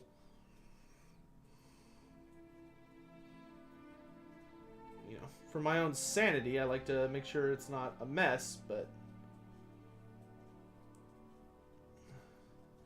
You are probably your own worst critic, unless you're going for like a golden demon, in which case, you know... Yeah, fair. You should probably be really critical of your own work, but... If you're not trying to win painting competitions, though, and you just want to play the game like I do, then, you know, the worst person you're probably going to have to deal with is yourself.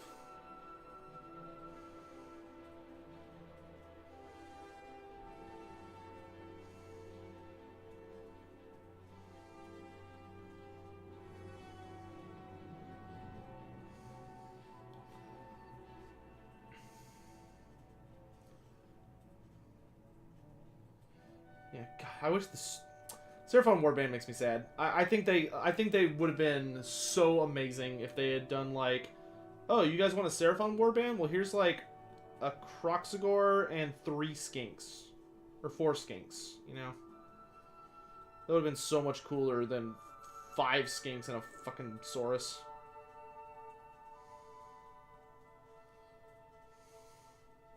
It's like, ah, great, another Saurus, just what we needed.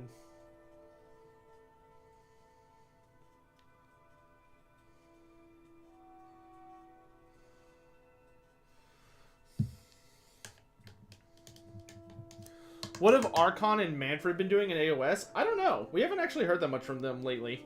Last I heard, Archon the Black was helping out the Ossiarch Bone Reapers, like assisting them with building up their armies and their fortresses to expand Nagash's empire. We haven't heard shit from Manfred in like a really long time.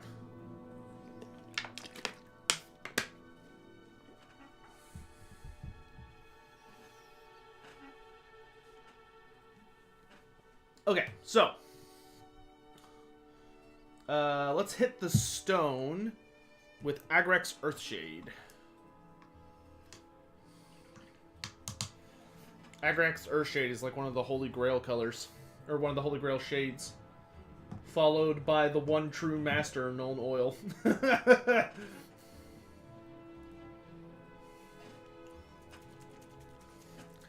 Because everybody who's ever painted using GW paints knows that the one true Dark Lord of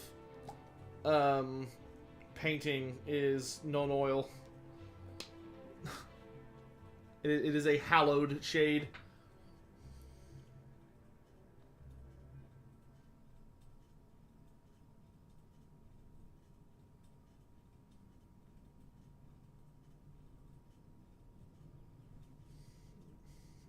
Too much on the brush.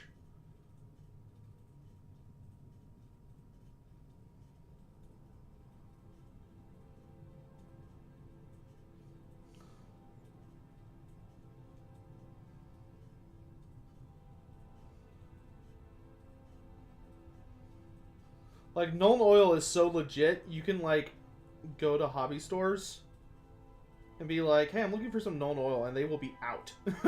Sometimes. I've had that happen to me. I was like, oh, yeah, I spilled my Nuln Oil, and I just need a little bit to, like, finish this project. And they're like, sorry, dude, we got nothing.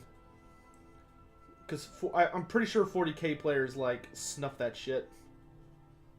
Based on how much I see them use it.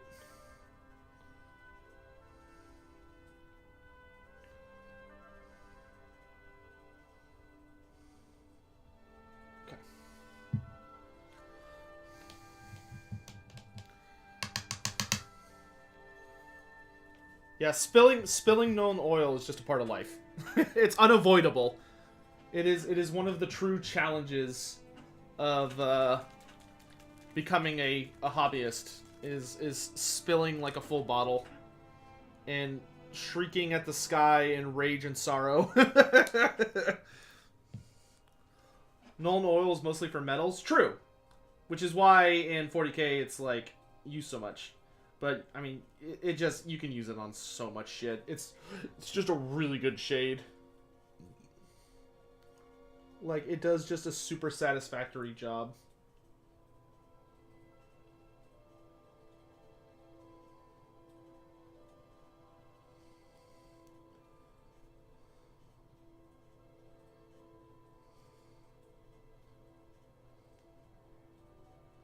Okay, we've shaded the bones.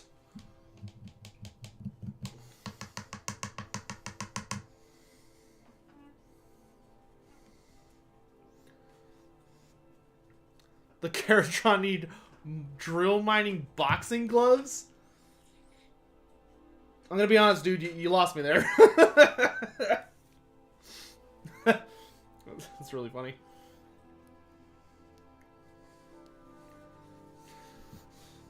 Is a Dragon Ogres faction possible? The Dragon Ogres are one of the 3 major factions that make up the Beastmen.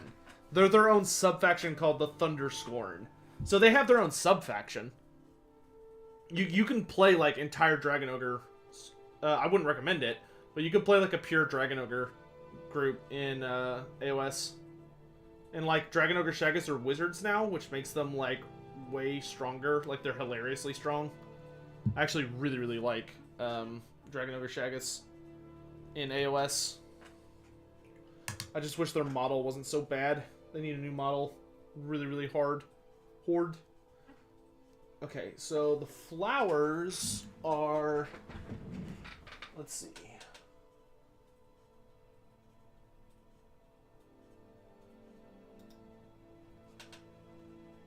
The flowers are...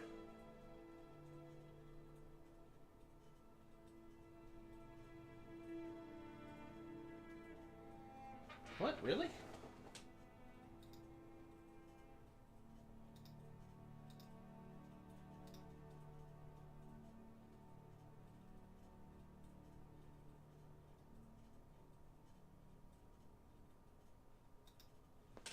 I don't think that's what I use for my flowers. Or maybe I do. Screamer Pink Druchii Violet. Do I have Druchii? I think I do. Druchii Violet. I have Xerneas and Gene Stealer.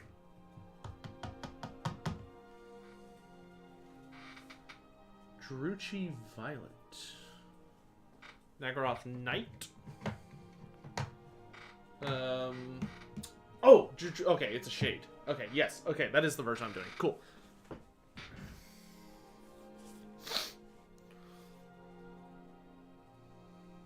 How much of a badass is Lord Croak in AOS? Well, he broke the game for a lot of people. Like he's way stronger in AOS than he was in Fantasy, and he's actually active in AOS, which I like. I do like AOS Croak more than Fantasy Croak because AOS Croak actually does stuff, which is awesome. Like he shows up and obliterates people, but he is like so busted in competitive play. Like everybody hates fighting him. I hate fighting him. I refuse to use him because I think he's too cheesy. Alright, let's paint some flowers. So it's time for some Screamer Pink.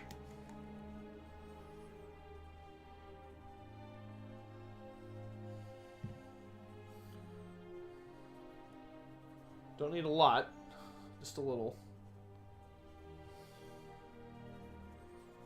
We do not have a lot of flowers. Yeah, maybe a little more than that.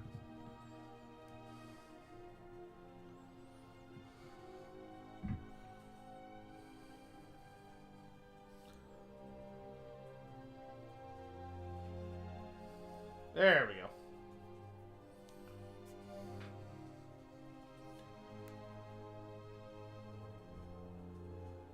I feel like if you're gonna do a mech army for dwarves, that should be like its own thing.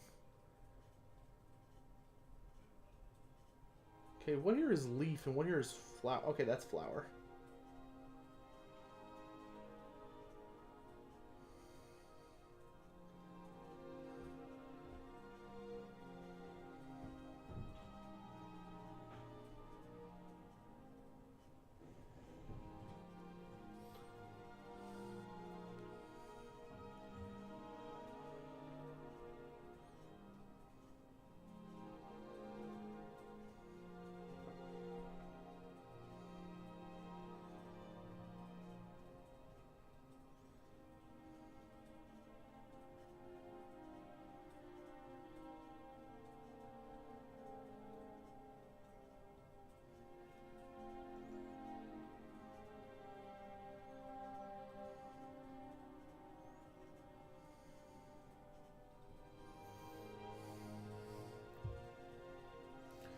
Does Lord Croc have a model? Yeah.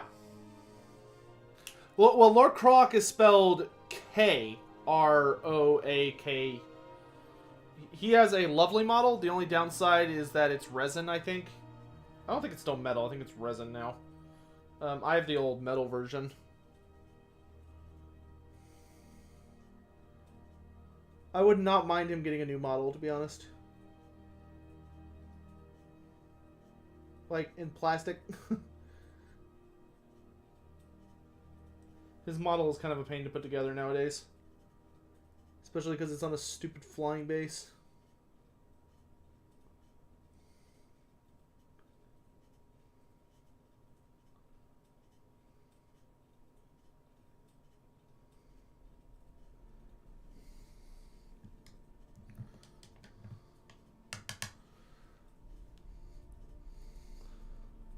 Yeah, shipping is really behind right now for GW because of COVID, and they only have like a single stupid warehouse. Because I guess they just want to have like hardcore control over everything. So like getting stuff from them right now takes a really long time. If you're ordering something from Games Workshop, your best bet is not to order it directly from GW, but to order it through your local hobby store. Or if you have a Games Workshop through them, because usually they'll just get like a bunch of copies of everything sent to them, and that's going to be your best bet. If you want to like get a copy of something. You know, feel free, like, I will usually call ahead and be like, hey, I'm looking for X, do y'all have it in stock?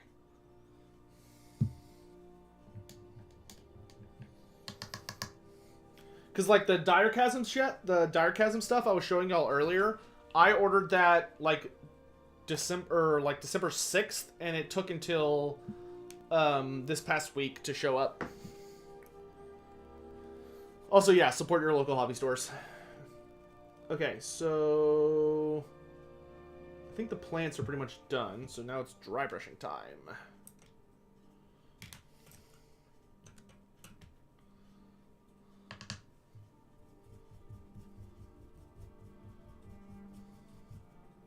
We are dry brushing Ogren Camo. Where'd it go?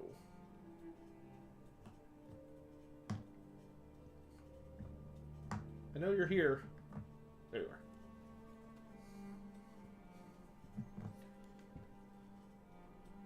Or no, maybe I should be... No, I should dry brush Elysian Green and then finish off with Ogren Camo. Yeah, let's do that.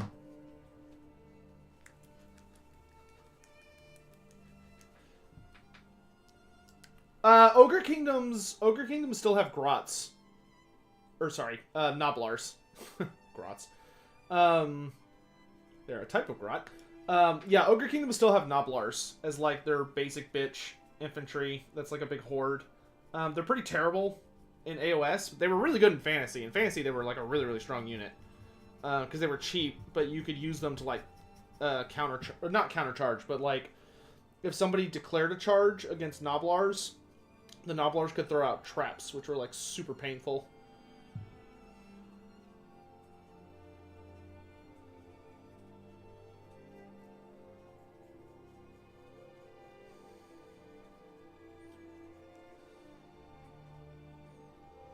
You know what? I don't think I'm ready to dry brush that just yet. I think I'm getting a little ahead of myself.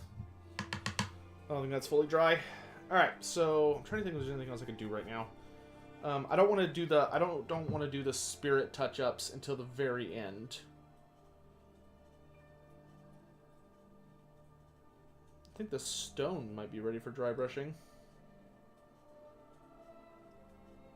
Better safe than sorry. You know what? The vines are ready. The vines are 100% ready.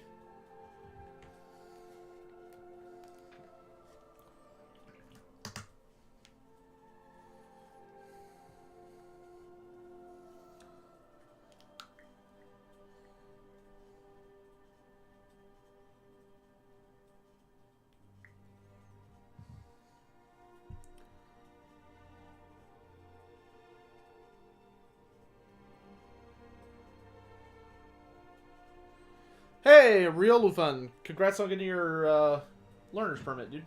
Your driver's permit. Drive safer. Use your goddamn turn signals.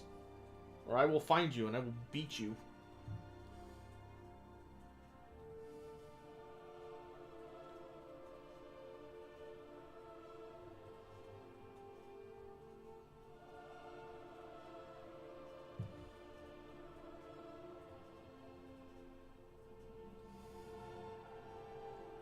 As my dad always says, the thing you need to know about driving is that you need to drive as if everyone else on the road is an idiot. Just assume the worst. Assume they don't know what they're doing, that they're not paying attention, and that they're out to kill you. Just assume that, and hopefully that will scare you enough to make you like constantly pay attention. Because if you're paying attention, you don't need to. You will not.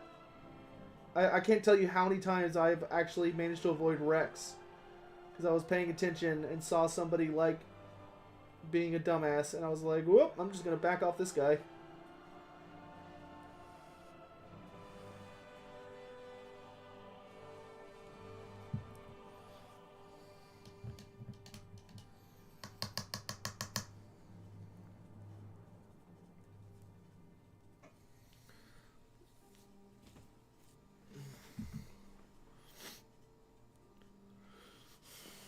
Okay. Let's move on to edge highlighting the stone. Which next up is Storm Vermin Fur.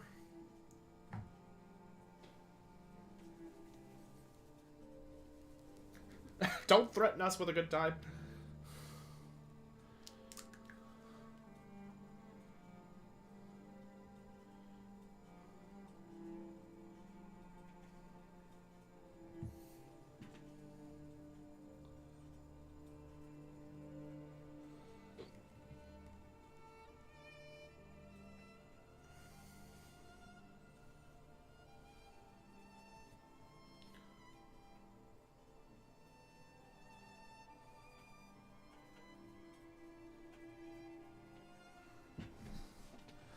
Okay.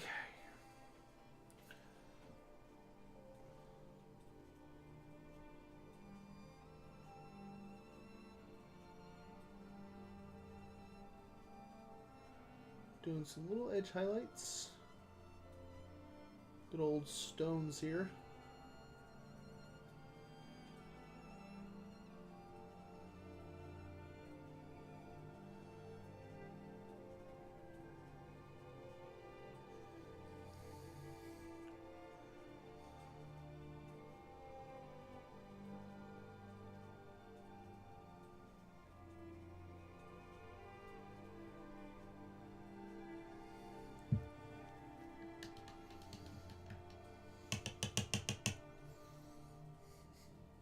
Oh, Rusty Shackelford? That sucks, dude. Sorry to hear that, man. That's rough. I have never been in an accident. I've been very fortunate on that end of things.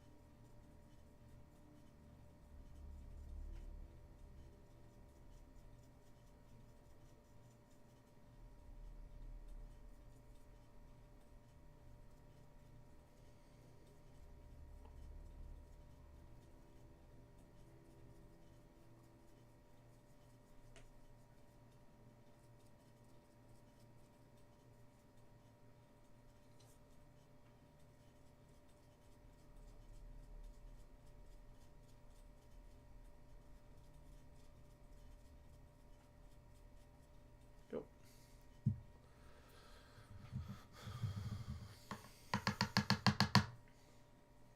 I feel like learning to drive from Mario Kart is like learning guitar from Guitar Hero.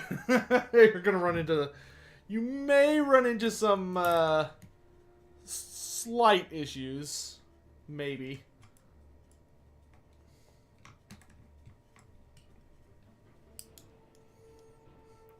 Yeah, who's to say?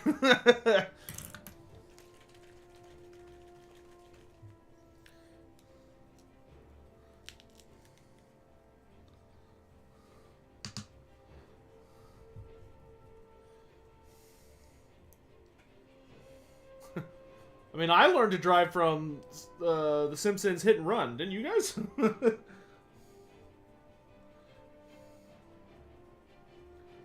Everybody knows that getting there as fast as possible is all that matters. Life and safety be damned!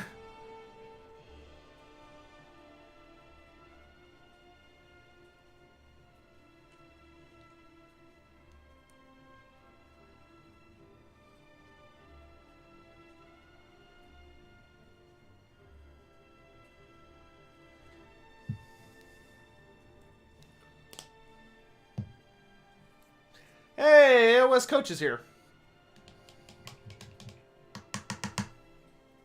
What's up, my dude?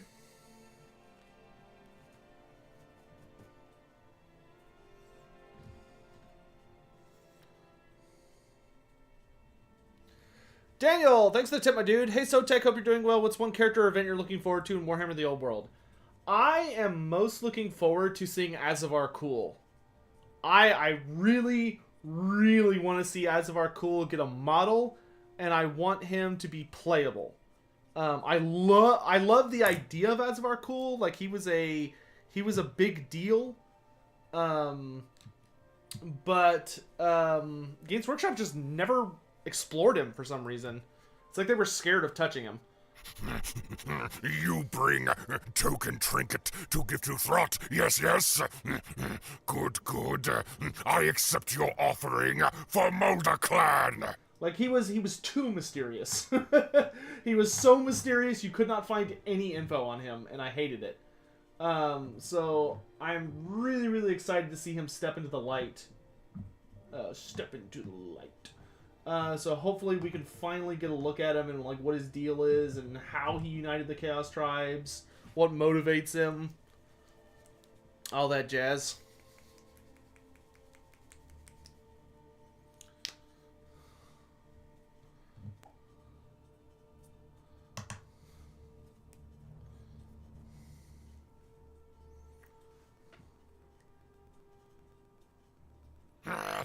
Another wretched foul lizard thing joins the Red Host.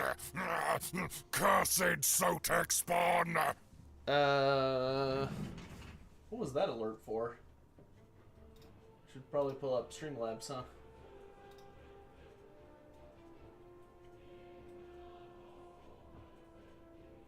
Oh, T-Virus is over on Twitch, but thanks for the Prime sub, dude. I don't know if you're watching this or not.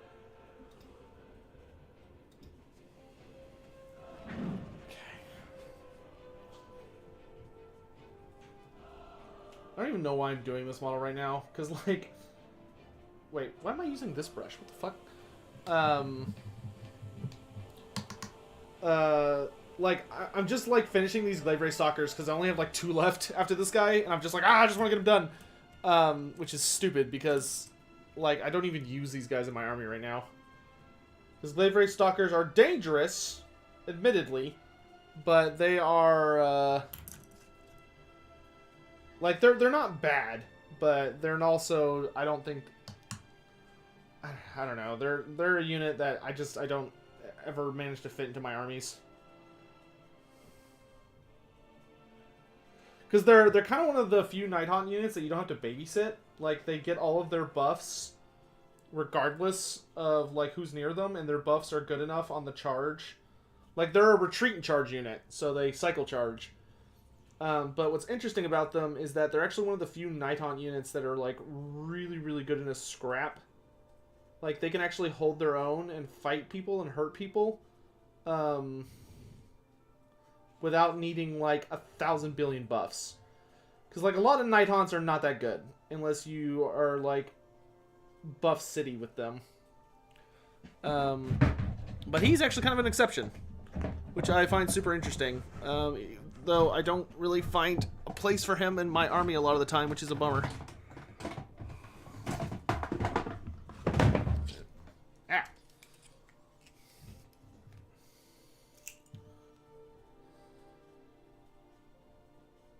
What's going on here? Weird.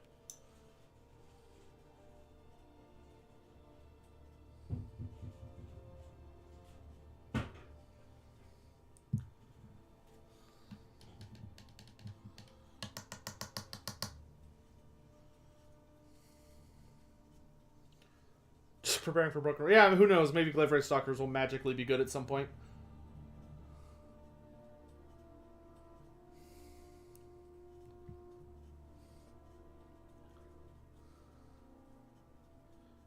Granted, Nighthaunts are a super weird faction. Like, anything in their army can be really, really strong if you just are lucky. Just because having an unrendable 4-up save is so obnoxious. Like, you'll have a game where it's like, oh, this unit, like, really underperformed. It's really not good. And then you have, like, another game and the unit, like, makes every single save. And you're like, holy shit!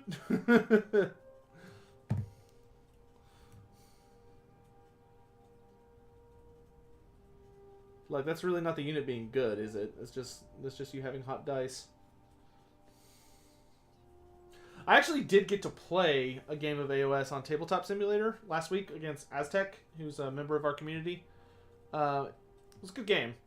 Unfortunately, he kind of fell for the classic trap that I think a lot of players do when they're learning AOS, or trying to get back into it, in his case. Which is that you really don't want to be hyper-aggressive on turn 1. Especially if you went first. Because if you are hyper-aggressive on turn 1, there is a very good chance that your opponent will not only get to countercharge you, but will then get the double turn. And at that point, you're probably dead. Gotta watch out for that one. It's a nasty wombo combo.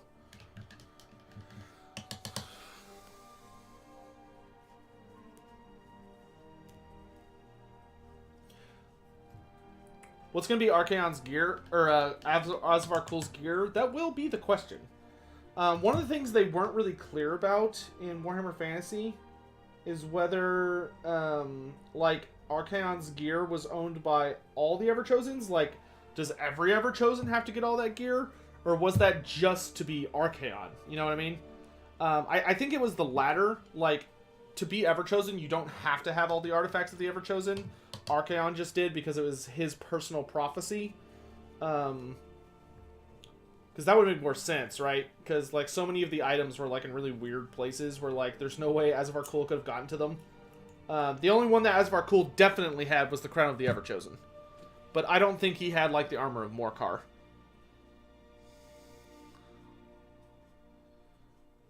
Somebody that's bored, there is music. We are literally listening to Skyrim music, like, right now.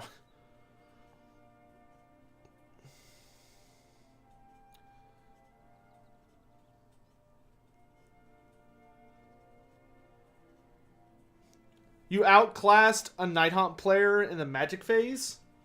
What was he running? I usually run pretty magic intensive Nighthaunts. Because, like, my Nighthaunts, like, need all the support. And magic's also super spooky to them because it's usually where a lot of mortal wounds come from. So, like, I tend to be really anti-magic aggressive. White Scar? Really?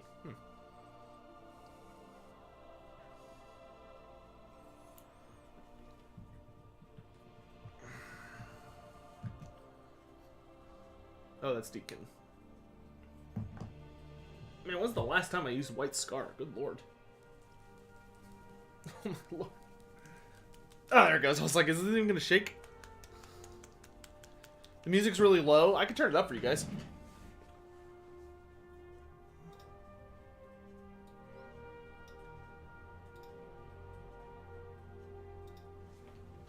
Let me know if that's better.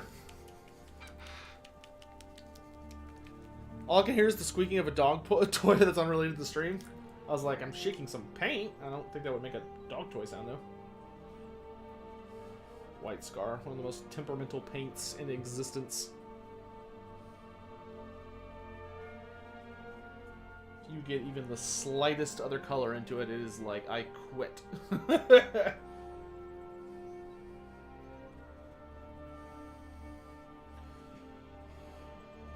Where did I put my model?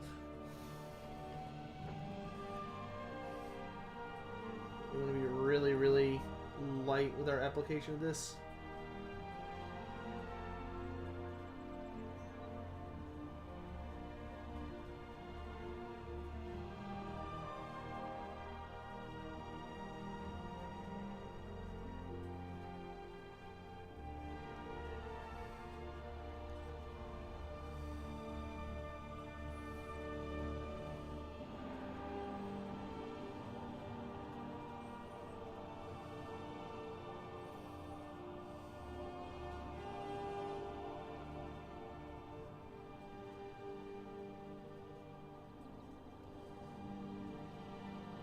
I don't know. I think I'm going to find like a different bone recipe, so to speak.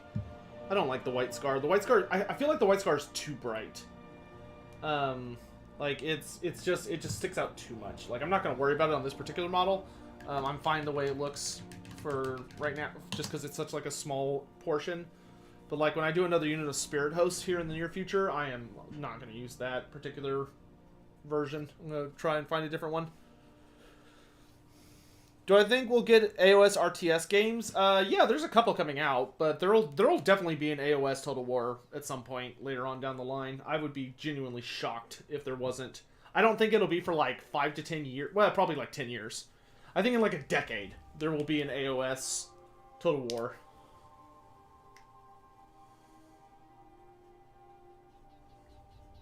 I think they're going to do 40k first. Because that would make absolute bank. Like, that would probably be one of the highest selling games of all time.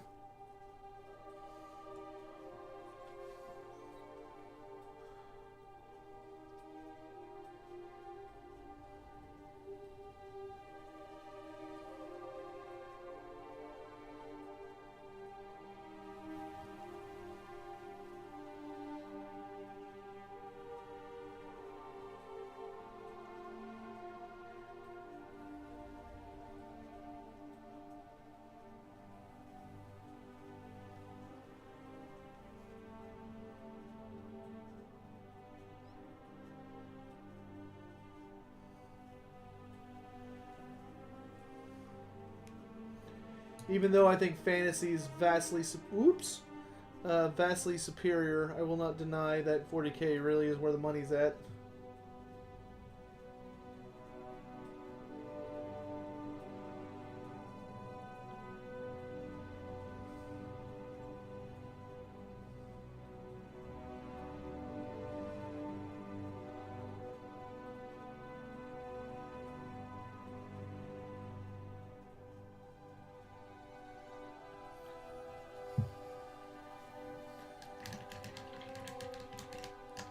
What am I painting? I am painting a unit of Glaive Wraith Stalkers. I'm almost done with them, actually. This is the third to last member of the unit. And then after that, we're going to be painting a shitload of what are called chain rasps. Which chain rasps are the bread and butter of most good Nighthaunt armies. Chain rasps are actually a pretty hilarious unit, to be honest. Like, they're a chaff unit, but you look at them and you think, oh, okay, they're like a horde unit that's meant to slow me down. And then you get close to them and it's like, oh no, that unit that's supposed to just be like a shit tank unit to slow me down or like a speed bump just did like 1 billion fucking damage. Like, they're one of the scariest units in the Nighthaunt roster when they're fully buffed. Because they're one of the only Nighthaunt units that can get reroll to wounds. Most Nighthaunt units, you cannot reroll their wound roll. Because rerolling wounds, to my knowledge, is actually fairly rare in AOS. So, the fact that Nighthaunts can do it is actually moderately terrifying. Or, the Chain Rasps can do it in mass, and they roll so many dice. And when you get them, like, all the way buffed, they're basically, like, rerolling to hit and rerolling to wound. And they, like, hit and wound on, like, 3s. And they're just like, and we throw, like, a 6,000 billion dice because they have a 1-inch reach, which doesn't sound like a lot. But the problem with them, or the awesome thing about Chain Rasps is that they were specifically designed so that although they have a 1-inch reach, their models are less than 1 inch. So with Chain Rasps, you can run them in 2 ranks because their models are less than 1 inch wide. So you can have 2 of them like this, and they can both hit whoever's in front of them. And then for extra points, you can stack someone like Glavery Stalkers, or I don't remember if these guys have a 2-inch reach or not. I think they do. But my personal favorite is Grimghast Reapers. You put Grimghast Reapers behind 2 ranks of these guys because the Grimghast Reapers have a 2-inch reach. So you can have 3 ranks of people fighting, which just deals a devastating amount of damage. Alright. So the stone is done.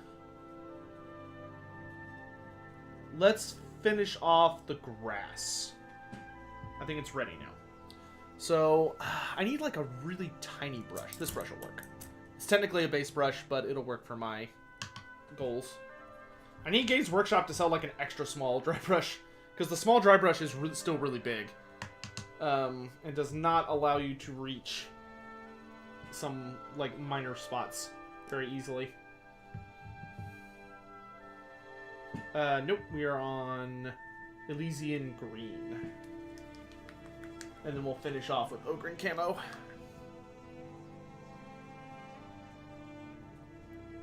By the way, if y'all have any questions about AOS Tabletop, like getting into the game, what you should buy, or like good resources for a particular idea or hobby question, AOS Coach is here in chat, and I'm sure, well, I'm kind of putting him on the spot, but I imagine that he would be happy to answer. If not, you know, that's fine. We all have off days. But, you know, feel free to hit him up with your questions.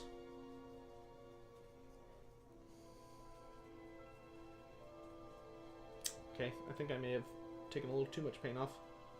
Maybe? Yeah. No, I think it's there. It's just subtle.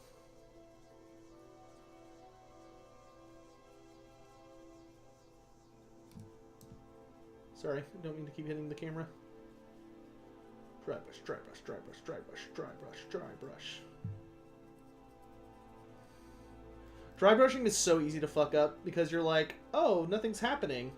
But you just gotta apply like a little more pressure and just kind of keep doing, just keep going, just keep going, just keep going. It'll start to show up.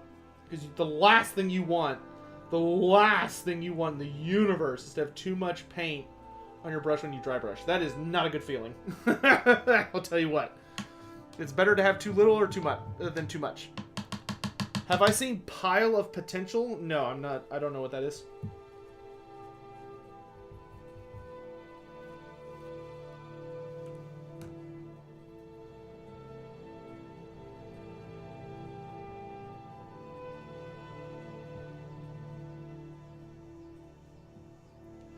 Have I ever fingerprinted a model? What is that?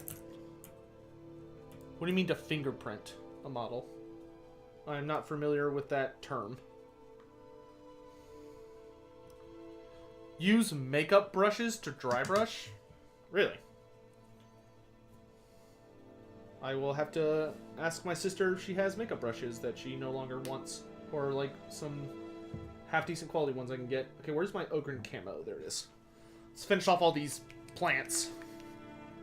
I'm getting into AOS, and I bought the Soul Wars box and the Battle Tome for Stormcast. Was that smart? That's a great... That is a fantastic starter box, I think. It's great for Night Haunt play. It's amazing for Night Haunt players. I think it's okay for Stormcast. Yeah, that's a fine starting point.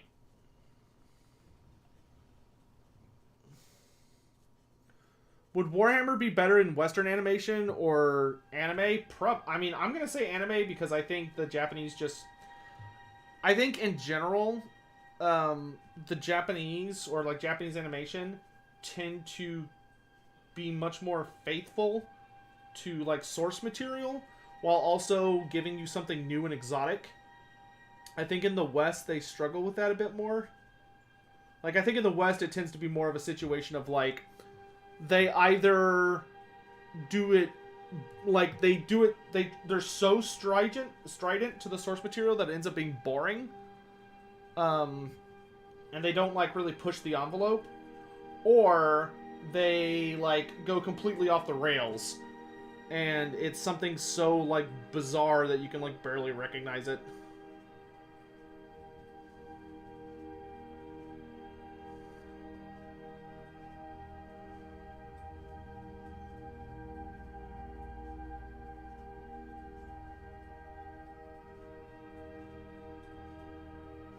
Okay, I goofed up how much paint's on the brush. Oh, finger painting. No, I would never finger paint a model, I don't think, unless it was like a model I just didn't give a shit about. I could see myself doing that for like a random model on the table, like maybe like a random skink, and be like, this is my lucky skink. Because I painted him with love instead of a brush.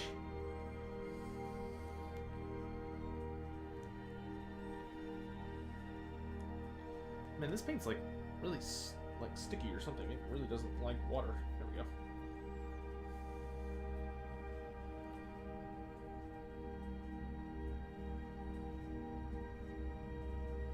Are y'all enjoying looking at my hairy arms?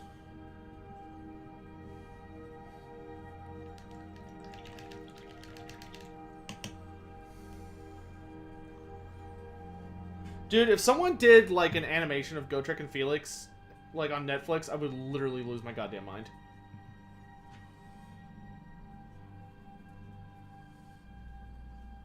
Like, I would be so excited. Because I think Gotrek and Felix would lend itself insanely well to a seasonal series. Where, like, every different season is, like, a different book. Or maybe, like, Omnibus.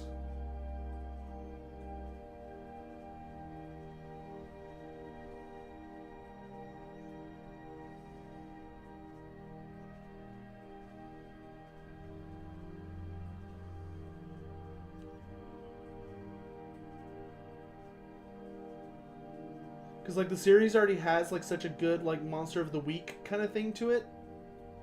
Which those kinds of series, like, thrive on. While still having, like, an overall story you can follow. You know what I mean?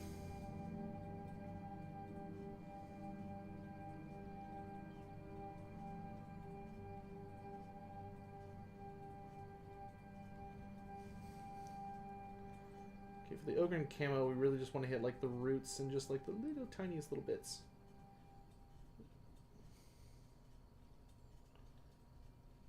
Or the thorns. I said roots, I meant thorns. Really just want to focus the thorns and then maybe like little...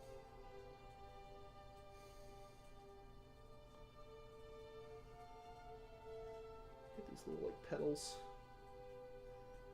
There we go.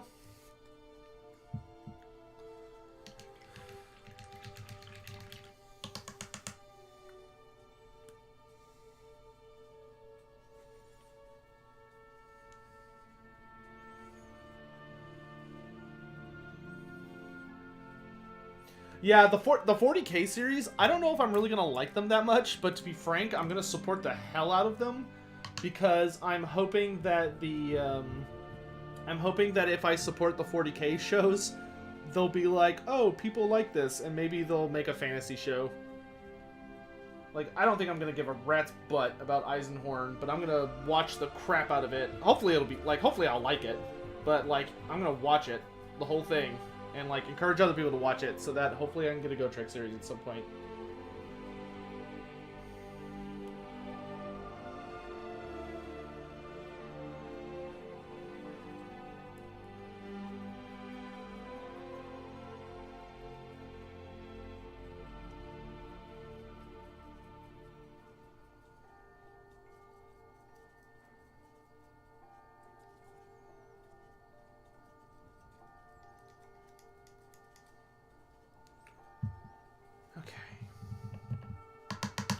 I think all that's left is edge highlighting the flowers and then fixing up a couple of the, like, ectoplasm bits.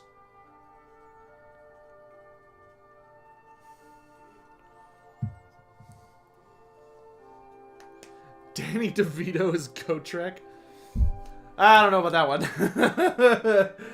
I like Danny DeVito, but I don't know if that quite fits his, his style.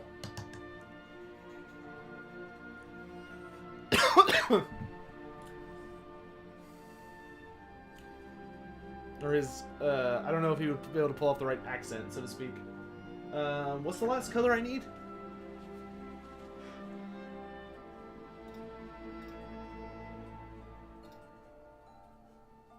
Pink. Wait, no. Screamer pink? No, the other one.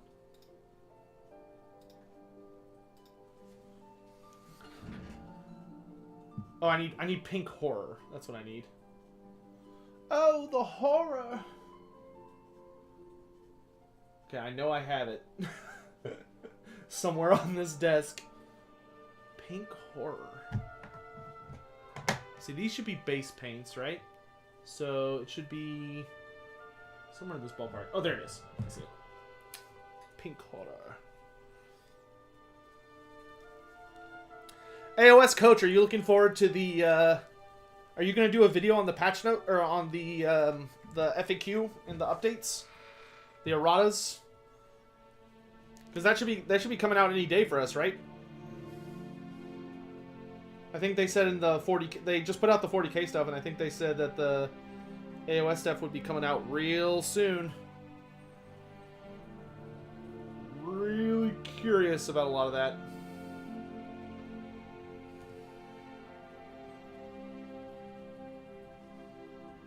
I think Seraphon are going to get absolutely slammed. End of the month.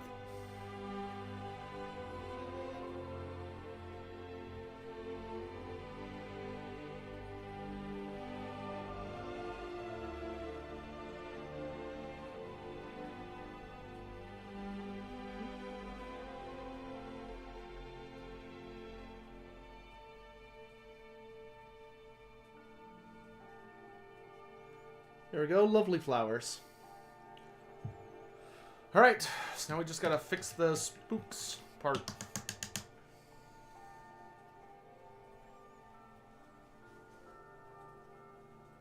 Yeah, that's true.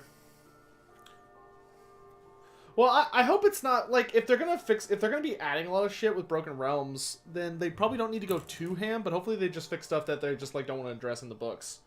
Like, probably, like, what do I think Seraphon are going to get screwed? Not screwed as in they're going to be bad, but Seraphon are, like, really oppressive right now against a lot of factions. Like, I think some people would argue they're the best in the game, and it's mostly just because Lord Croak is, like, really overbearing. I actually heard on Caleb's channel, who's a Seraphon player, I'm pretty sure you're familiar with him, AOS Coach, but he seemed to feel that they're probably going to be getting rid of an endless spell called the Balewind Vortex, which I would be super in favor of. Because Balewind Vortex, you can't buy it anymore. Apparently it's no longer for sale, and it is a bullshit spell. Like it single-handedly makes it's kind of what makes the Seraphon too much. Like I don't think Croak would be that bad if it weren't for the fact that by like synergizing buffs together, you can make him literally able to hit like the entire table multiple times in a phase, which is just too much. They should just get rid of the Balewind Vortex. Like, just make it not playable anymore, or make it like a legacy piece. Because I think it's just obnoxious. Like, for anyone unaware, it's a spell that when you cast it, you're able to put the wizard on top of it, and it gives you an additional 6 inches to all of your spells, and gives you +1 save. Which may not sound like a lot, but it is. Like, it's a big buff to almost any wizard in the game. I mean, there was definitely a time I used to run it on,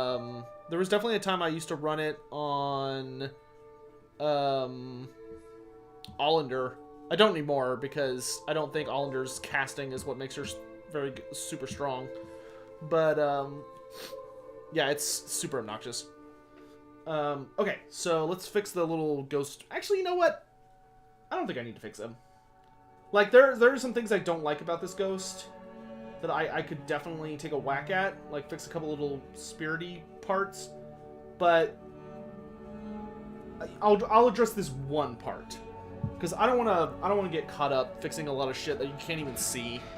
Unless you're, like, holding the model up to your face. What do I do with my Kleenex? Oh, they're there.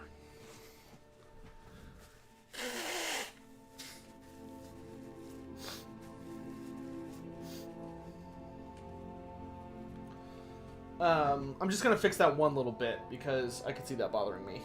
Plus, I kind of want to experiment with... If there's one thing I have to criticize about GW's paint guides, like this one, these things, a lot of the time, are absolute bullshit. like they tell you like what colors to use to get these effects. In my experience, this is a lie. Like, it's not a horrible guide to like experiment a little bit and maybe get like an idea of what you want, but I have found that these are not correct. Like, if you do this and you even use like correct painting techniques, it will not look like whatever it is you're trying to do, which is so frustrating.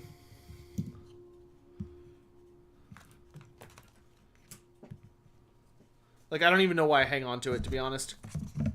Okay, let's try messing with this a little bit, though. I kind of want to experiment with a color. Louis, have a good night, man.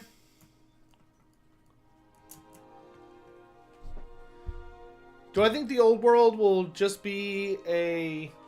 Now, I will say, the painting guides on the app, like the Citadel app, the Citadel Paint app, I think those are fantastic.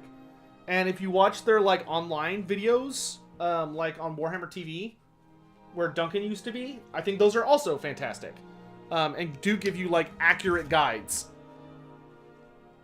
But the big thing you'll notice is that the things they tell you to do are wildly different from what comes with the models.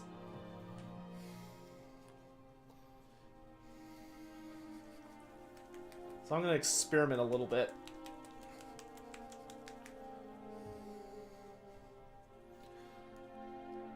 The glue, any tips that's not shoving a lead pencil down it? Riolu fan, I have heard, supposedly, that if you, when you're working with, like, GW glue, I have heard that if you hold it upside down, the glue is designed to, like, eat through itself, so it doesn't, like, get stopped up. So if it is stopped up, just, like, turn it upside down and, like, squeeze it a bit and just kind of let it sit for a while. And supposedly that will help.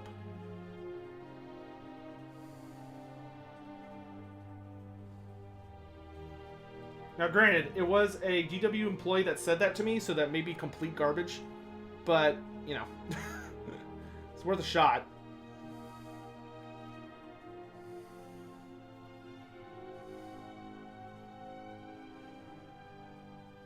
I'm probably going to stop buying Games Workshop glue, to be honest, and try and find an alternative.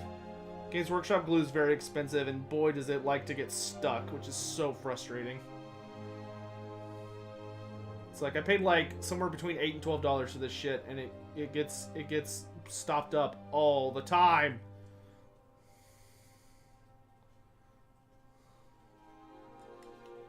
Just so ridiculous and not cool.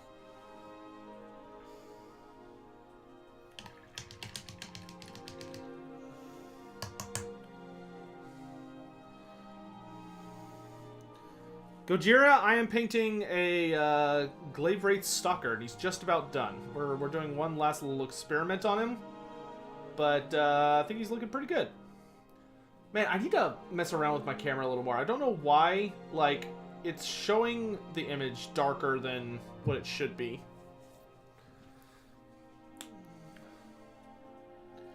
Tamiya plastic glue.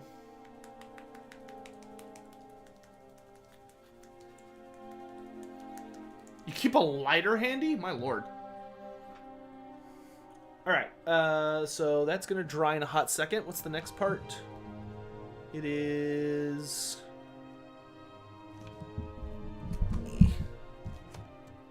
Nighthaunt Gloom. Oh, good lord, when's the last time I used Nighthaunt Gloom? Here, you.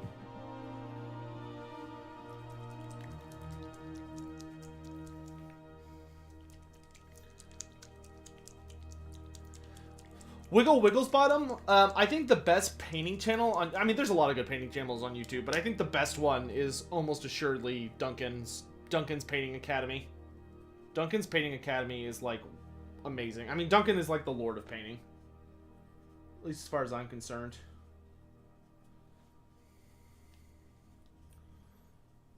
Get some Lamian medium so I can experiment with this. Lamian medium, I think, is a godsend if you're going to be painting.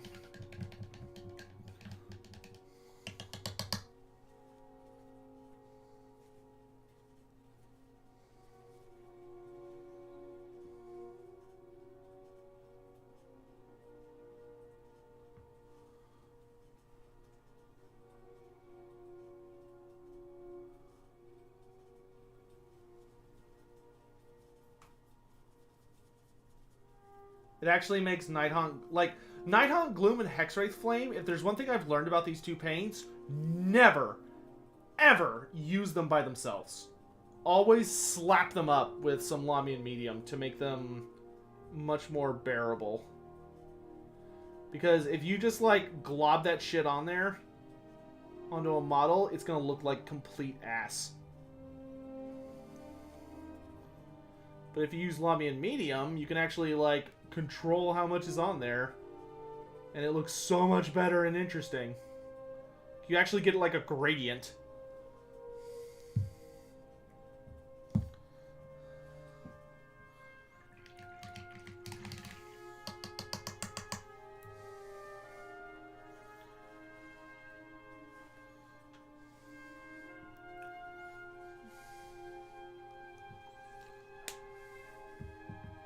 Whoa, God.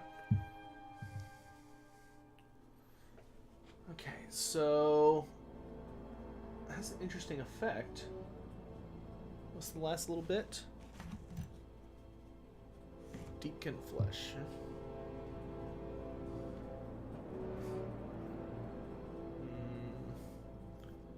Nope.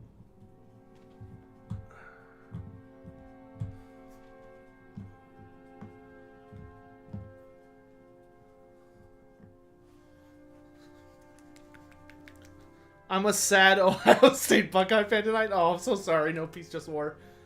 My family. I was watching that game with my family earlier. I'm not really into sports, but I'll watch with my family sometimes just to be like social and like part of the fam. Things are definitely looking a little rough when I was down there for Ohio. My family was rooting for you, my dude. Not that we're Ohio fans, but apparently we like Ohio more than, what was it, Alabama? Don't ask me why, I don't know.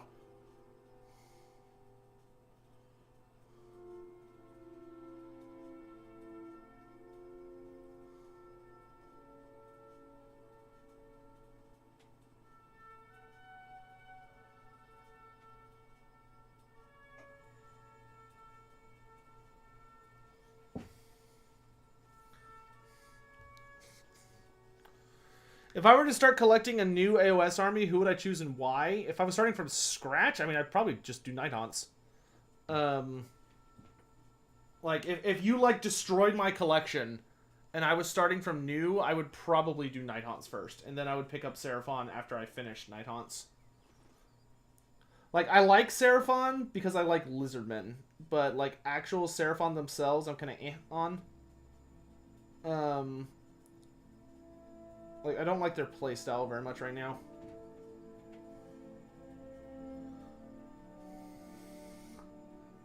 Like, Croc is way too strong, and I don't like that. I feel like I have to take him, or else I'm, like, missing out. I also find a lot of the Seraphon models are, like, wildly old and out of date. Like, I hate Saurus. I think the current Saurus models are butt ugly. And I hate them. I will not buy any more Saurus. Like, I'll buy Temple Guard, or Saurus Guard. Saurus Guard have excellent models. But, like, Temple Guard? No way, dude. Or Saurus Warriors? No way. That's a waste of money. I would not encourage anyone to buy those models. So, like, for Seraphon, I would wait until the reprint. Assuming we get one.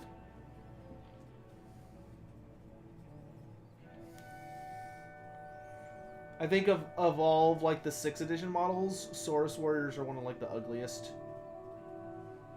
Because there's quite a few models still in circulation from, like, 2005-ish.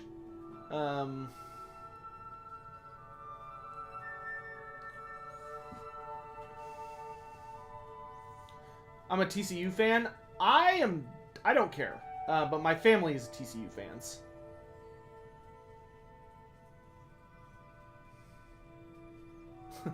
I'm on nobody's side because nobody's on my side. Do I think the new Saurus model is a hint at new models? No. Because the new Saurus model in Underworlds is specifically an Old Blood, so he's like a commander unit. I wish he was just a normal Saurus, to be honest. If he was a normal Saurus, it could have been the exact same model. And if they had said, oh, he's a normal Saurus, not a Old Blood, I would have been way more excited. Like, it's a cool-looking warband, and I'm definitely going to buy it, but I'm only going to buy one version. I'm not going to buy, like, multiple copies to get get more models like I would if it was something else. I was really disappointed that they were just like, oh yeah, it's just like a fucking normal dude.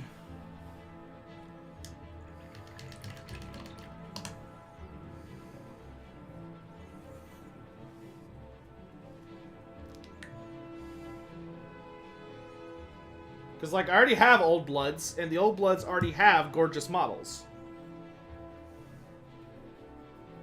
You got the glue unstuck, what'd you do?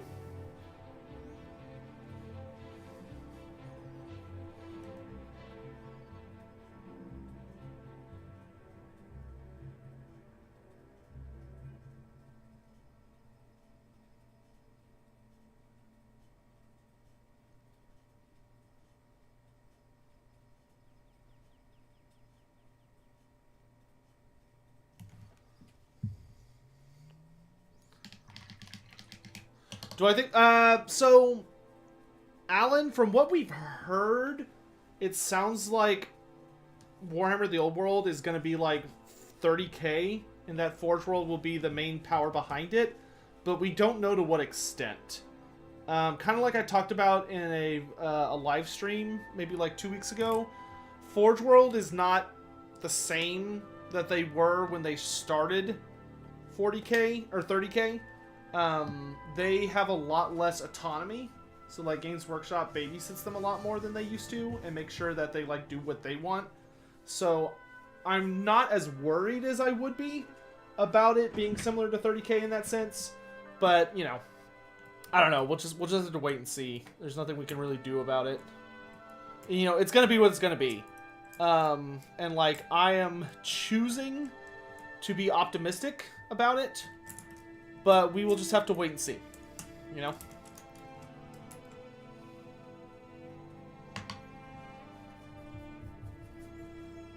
Alright.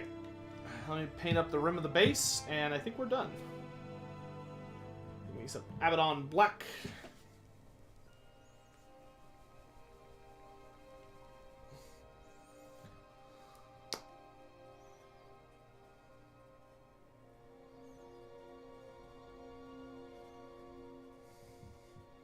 Oh, dude, Rabs Rabby, I'm really wanting to start collecting Beasts of Chaos myself. Because, like, I'm really hoping with the Slongors coming out for Slaanesh, which will be playable for Beasts of Chaos, I'm really hoping that means we're going to be getting a Korngors and Pestigors maybe this year. I want that so bad. I would love to play Beasts of Chaos, but I don't. I want them to have more models before I start playing them. Plus, they need new Dragon Ogre models. The Dragon Ogre models are fucking hideous.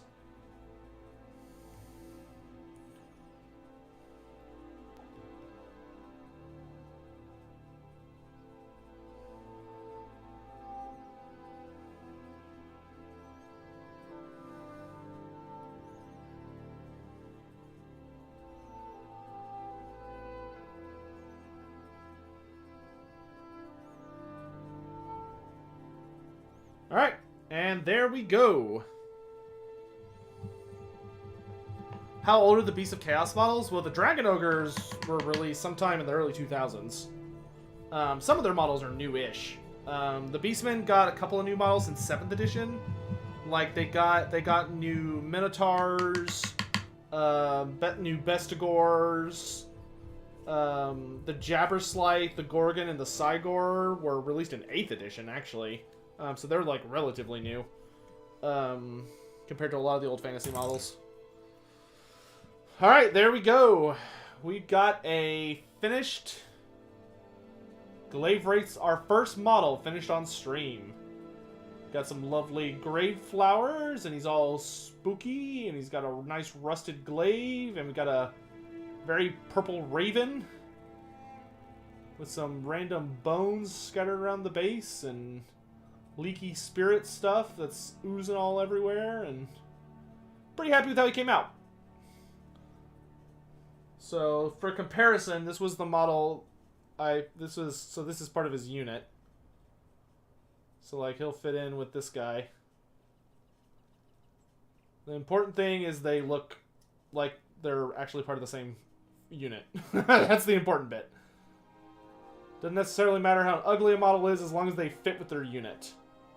So I'm quite pleased with, I think, the overall finish. I could definitely say, looking at them side by side, on this guy, I much prefer how his bone looks. This guy, the bone, I think is way too bright. Like, it looks weird. And I think it's because the way I did it, this one I used a different shade set. Though I still think I want to edit it a little bit. I don't like ending with White Scar. I think White Scar is too bright.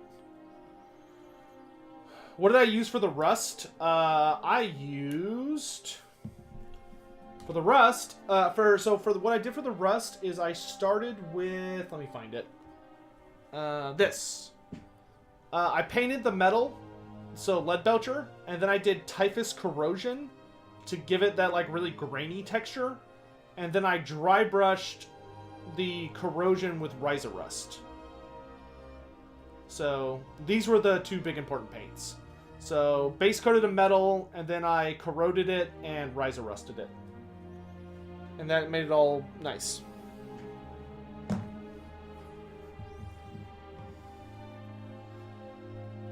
Would I consider doing another Q&A lore series soon? Yes, that's already on the docket.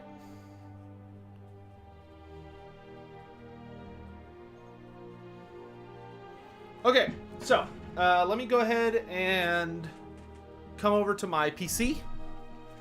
We are done painting for the night. Here, let me bring y'all. Gotta bring the microphone with me. I can close this.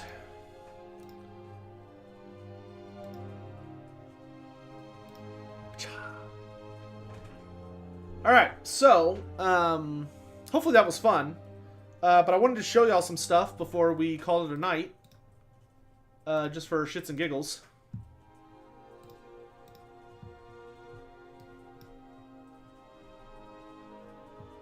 So, what I wanted to show you guys was the Stegodon, or the Tehinawan model it's been working on. We have an update thread dedicated to it on the Discord. Turn that light off, good lord.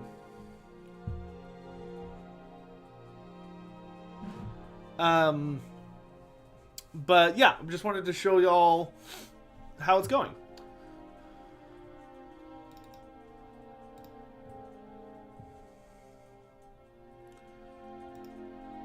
So these are all like the update picks. So the last thing I got from Palooka, which is super duper exciting, is the actual Stegodon. But I can kind of show y'all some random components. So this part is done. The what do you call it? The Howdah, or this part of the Howdah. So the Howdah's pretty much finished. So here's like the actual engine.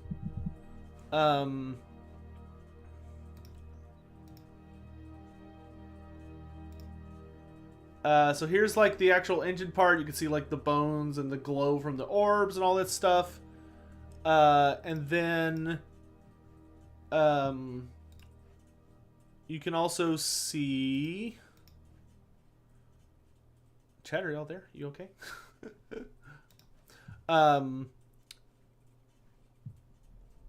So there's that. And then...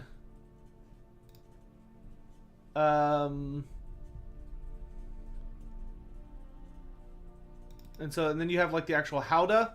So it's got like these glowing serpent faces and these skulls and feathers. And what we did that I really like is that not only do we have like the Engine of the Gods, but we also attached the Bastillodon parts. So the Bastillodon parts have been added onto the Howdah, and we're gonna have like snakes pouring out of it. So it'll look like a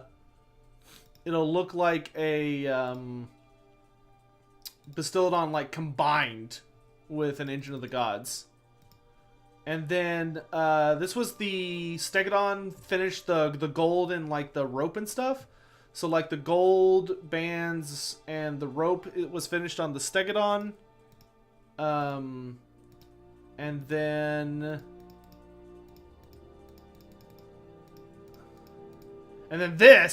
this is the finished Stegodon. Look at this thing. I love the colors. I was a little worried that it was going to come out... I was a little worried initially that it was going to come out like kind of putrid colored, but the final result looks so good, dude. Like I'm so very, very pleased with how it turned out. The hooves and the bones still need to be done, and like all the little horns and stuff. But like the scales and the body look absolutely magnificent. This is going to be part of my Volcano Seraphon army. So this is the other side. And this is the top. I actually really like what he did with this. Where like not only are the scales ash colored, but like there's like a really subtle purple hint to it. Which I just think is great. And then here you can kind of see the face. It looks like the eyes maybe still need to be done. But like you see the mouth is done, the tongue looks absolutely amazing, so do all the little teeth. But yeah, he looks just so stellar. Dude. Palooka is doing such a kick-ass job. Cause for comparison, he is gonna be, you know, in the same army as this other model. Here, let me pull it up.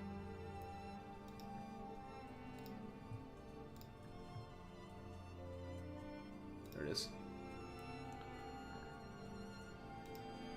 Can't wait to see the profit on it. Yeah, it's gonna be awesome, dude. So the guy he's gonna be running side by side with is this guy. So this is my Carnosaur, my old blood, who I can run as a Scarvet as well because he has magnetized arms, so I can switch out his arms. So this is the guy he's going to be running beside. Which is super duper cool. Though I actually need to have some repair work done on this model. But I'm going to worry about that after the pandemic. Because no point in worrying about it. But like, so this guy is going to be... So they're in the same army. Which I'm super excited about. Because that guy's up there in my cabinet, storage cabinet. But yeah, I'm really looking forward to running my lava Seraphon. It's gonna be a good time.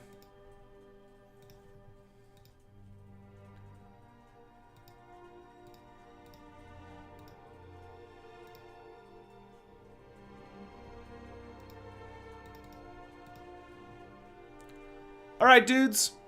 Well, I really appreciate you all coming by.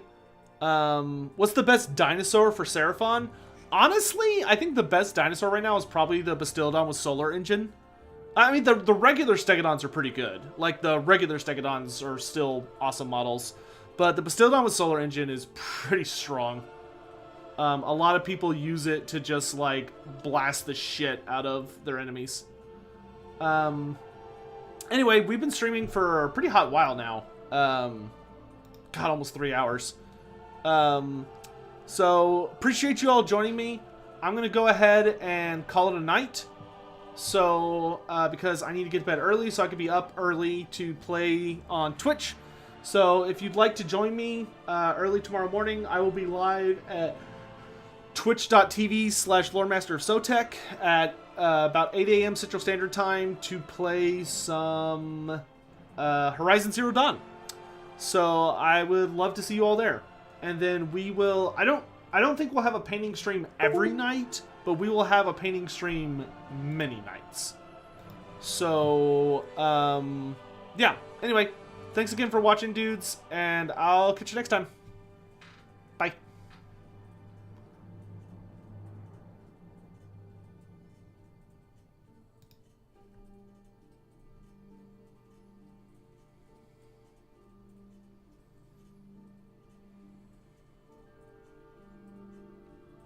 Sleep well, dudes.